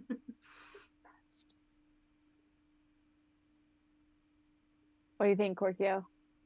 Coming up with stuff? Or is it being weird? You know, it's so weird. I specifically said short lullaby and short jingle, and it's giving me multiple verses, a repeating chorus, a bridge, an intro, and an outro.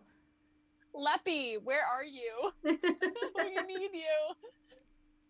Oh man. Okay. You got Well, this. Here it's a bit long.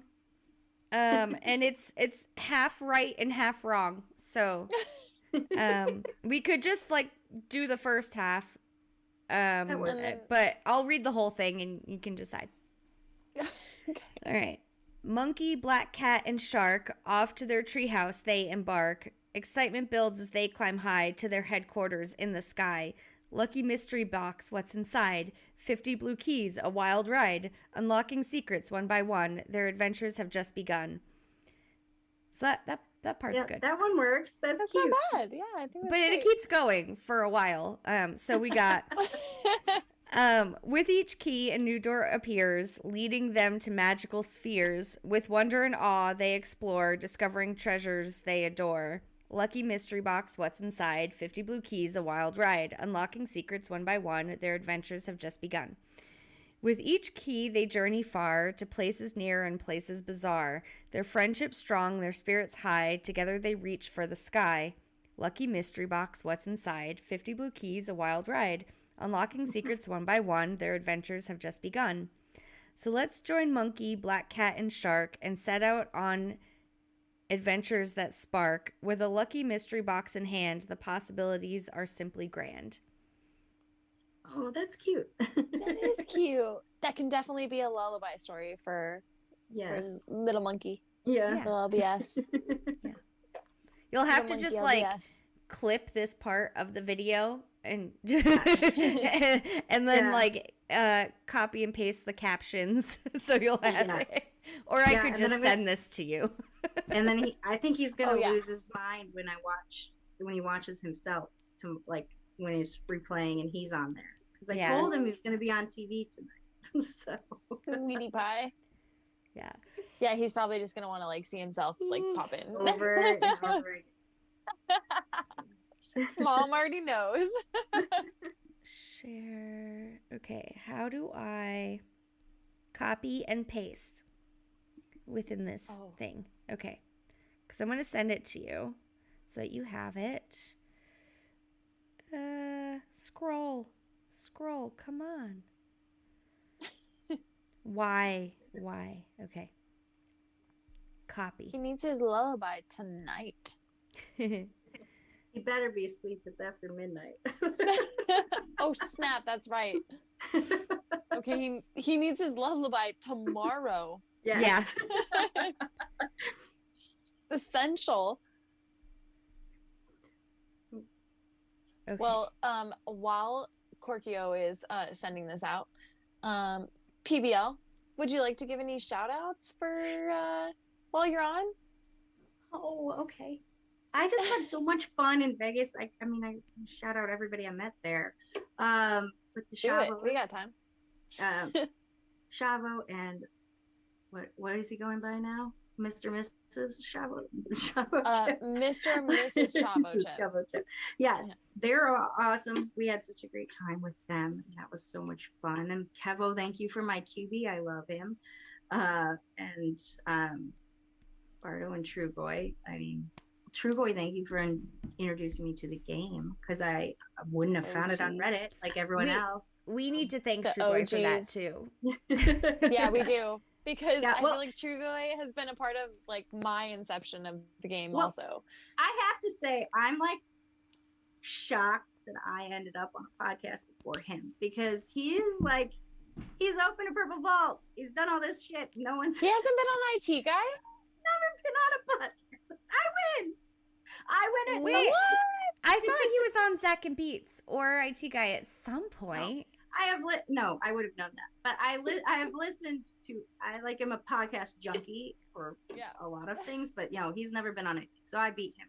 So The there's very few ladies. things I win at. So yay. Sorry, you guys.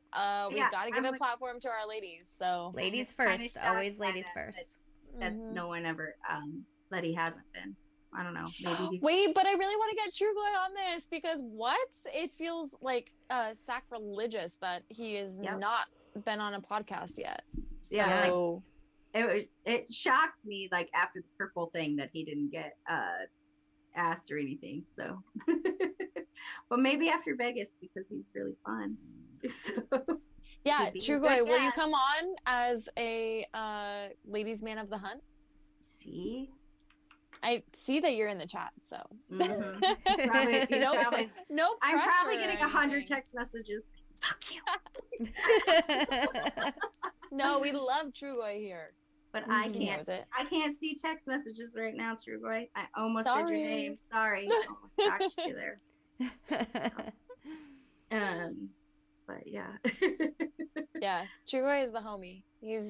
He has helped on Marvin's house and I like immensely since we started this game, and just being super helpful, and how stuff works.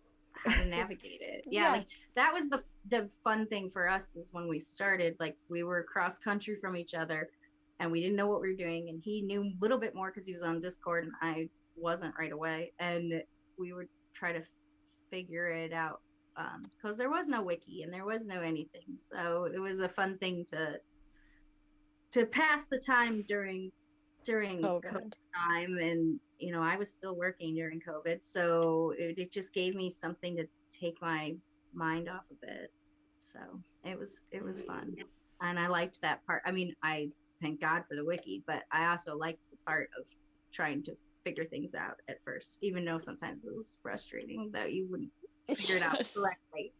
So Still, and some things you just like still can't figure out until this day. Well, yeah, Yeah. the leaderboards are just crazy to me, because we have a good idea, and thank God for the statistician type people like K-Hag that have figured it out, but like they still, I mean, we're just going on those ideas. We still don't really positively know exactly how it's related. And the auction house is a big fat mystery, like so I like go down the scroll, the laundry list of shit. That's a big fat mystery. Yeah, They like it that way, so then they can change it if they ever need to, and then we'll never know. Yep.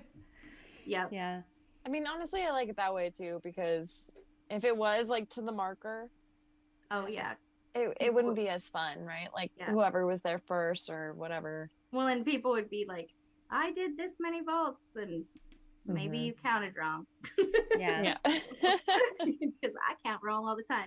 Yes. I can't believe, I forget who it is, but the guy that is calculating out all the 333 and has hit like a couple thousand vaults or something that they've kept track of. I'm like, how are you doing that? Like, that's insane to me. Dedication. But I can't keep track of my just vault run. I don't remember how many, like that would be a lot of work. Yeah. So. My ADHD brain doesn't expand that far. No. During my leaderboard runs, I would have like a little dash thing of vaults, but even that would get thrown off on. So I ain't got time for that shit. So Well, you had an auction house spreadsheet. I never did that. I just go. Yeah. I just take screenshots of things sometimes. well, I'm a spreadsheetaholic, honestly. And it was back when Amphi came up with the green key. Yeah. Oh yes. Kevo said key Amphi equivalent, just as I yes. said Amphi. Yeah. Yep. The green key equivalent thing, and I wanted to like calculate out the green key equivalent of everything. Yeah. I really did like that theory. It made sense to me. Yeah. I liked it too. Smart. Yeah. Berta. Wait, is Amphi the one keeping track of thousands of vaults with the 333? Oh. No, but it's somebody else. It's somebody that's in Discord. But I can't remember. Because Amphi's not in Discord anymore, is he? I am. Well, he's in a couple. He's in like not the in the community main one. Yeah. Yeah. This is in the main one, I think. Kevo, well, Amphi can't play the game anymore, can he? No, he's playing. He's banned from Discord. He's banned just from not in Discord. the main Discord. Yeah. Oh.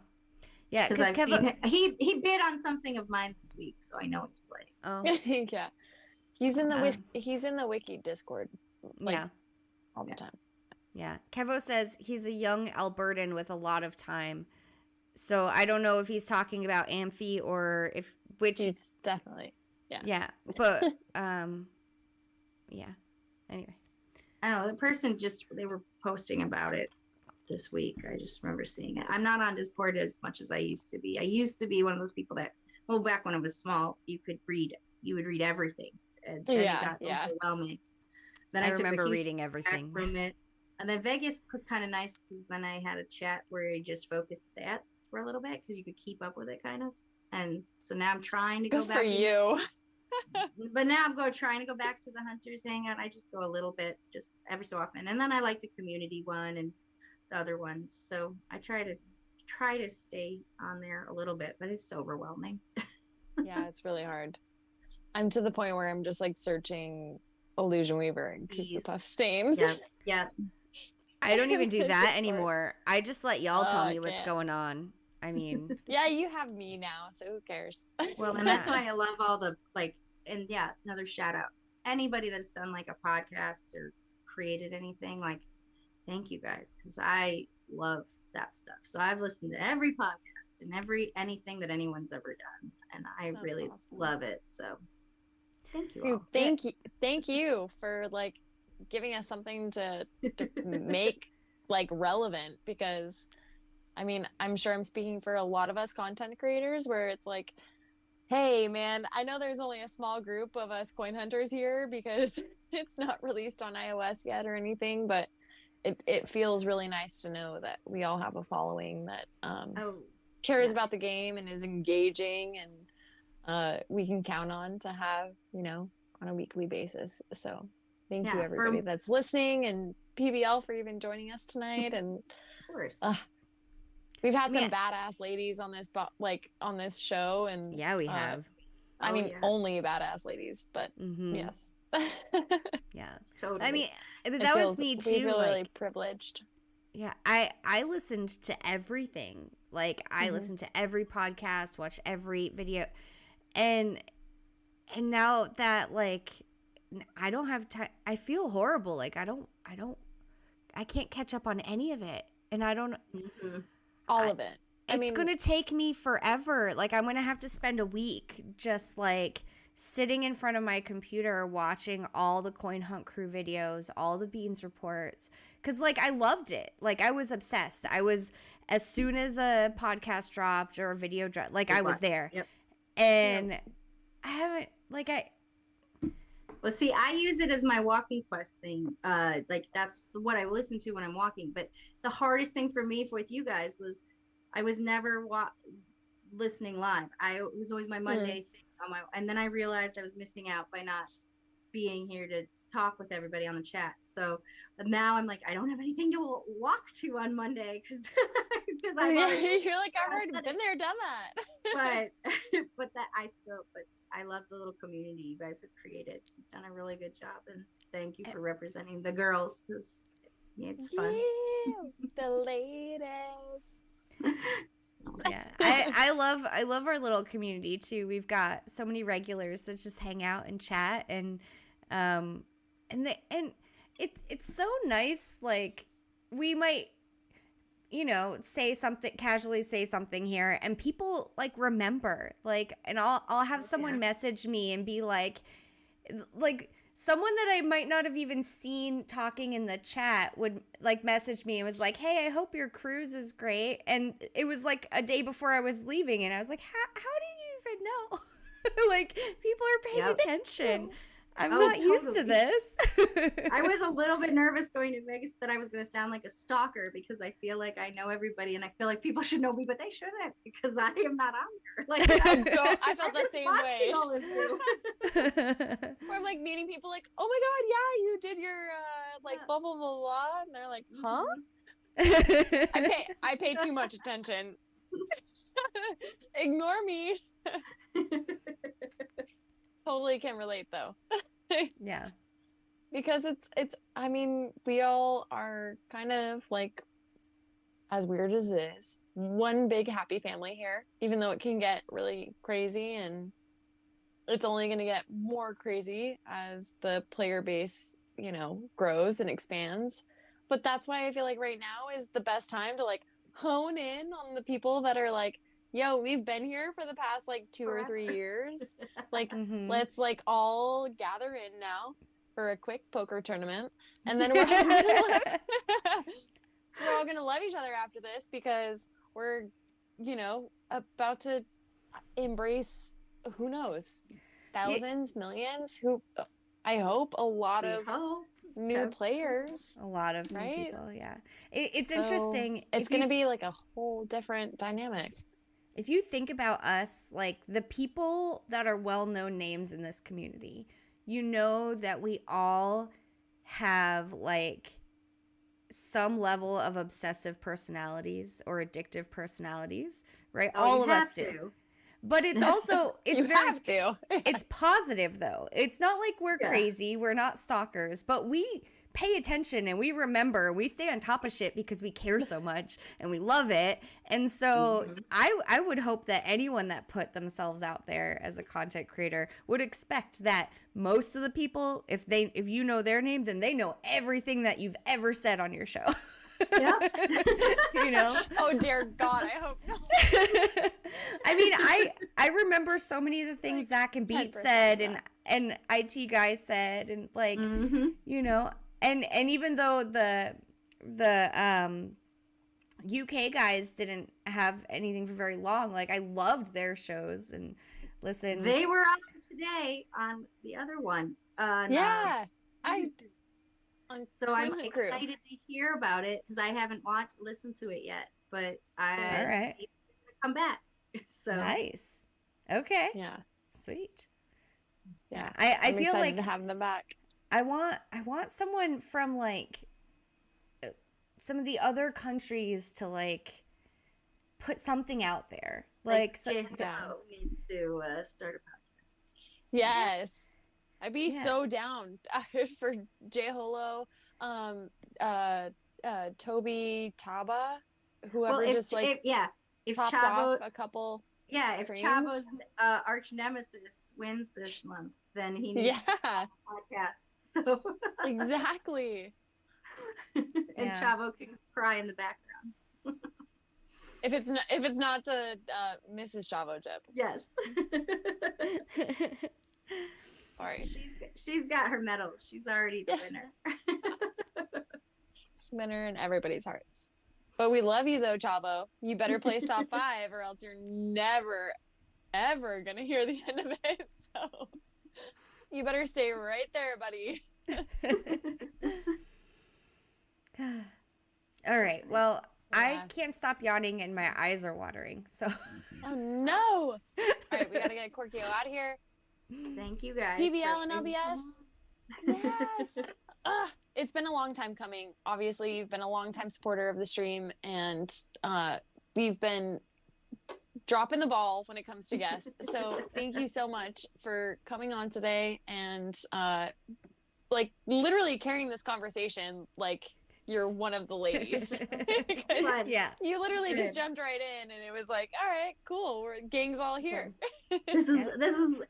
it was easier than I thought, but you know, alcohol helps. So Well, and also It usually does. you're usually here anyway, just not like just typing. yeah, you're just typing. Yes. It's so much easier to be part of the conversation when you can just say what you're thinking instead of having to type it out. So, Yeah, Yeah. and it comes across better because sometimes I'll write something on Discord and I feel like people don't get what I'm trying to say. Like, mm. I was I trying hear to you make a there. joke and it came out bad. That sounds like me. Yep, Uh-oh. Did we lose Mama? it's gone. Oh. Well, she must have That she was must the have been end. ready to go. All right. Well, Okay. I'll say goodbye for Mama and have a good night. Happy hunting and thanks for being with us. Bye, everybody. Thanks. Bye.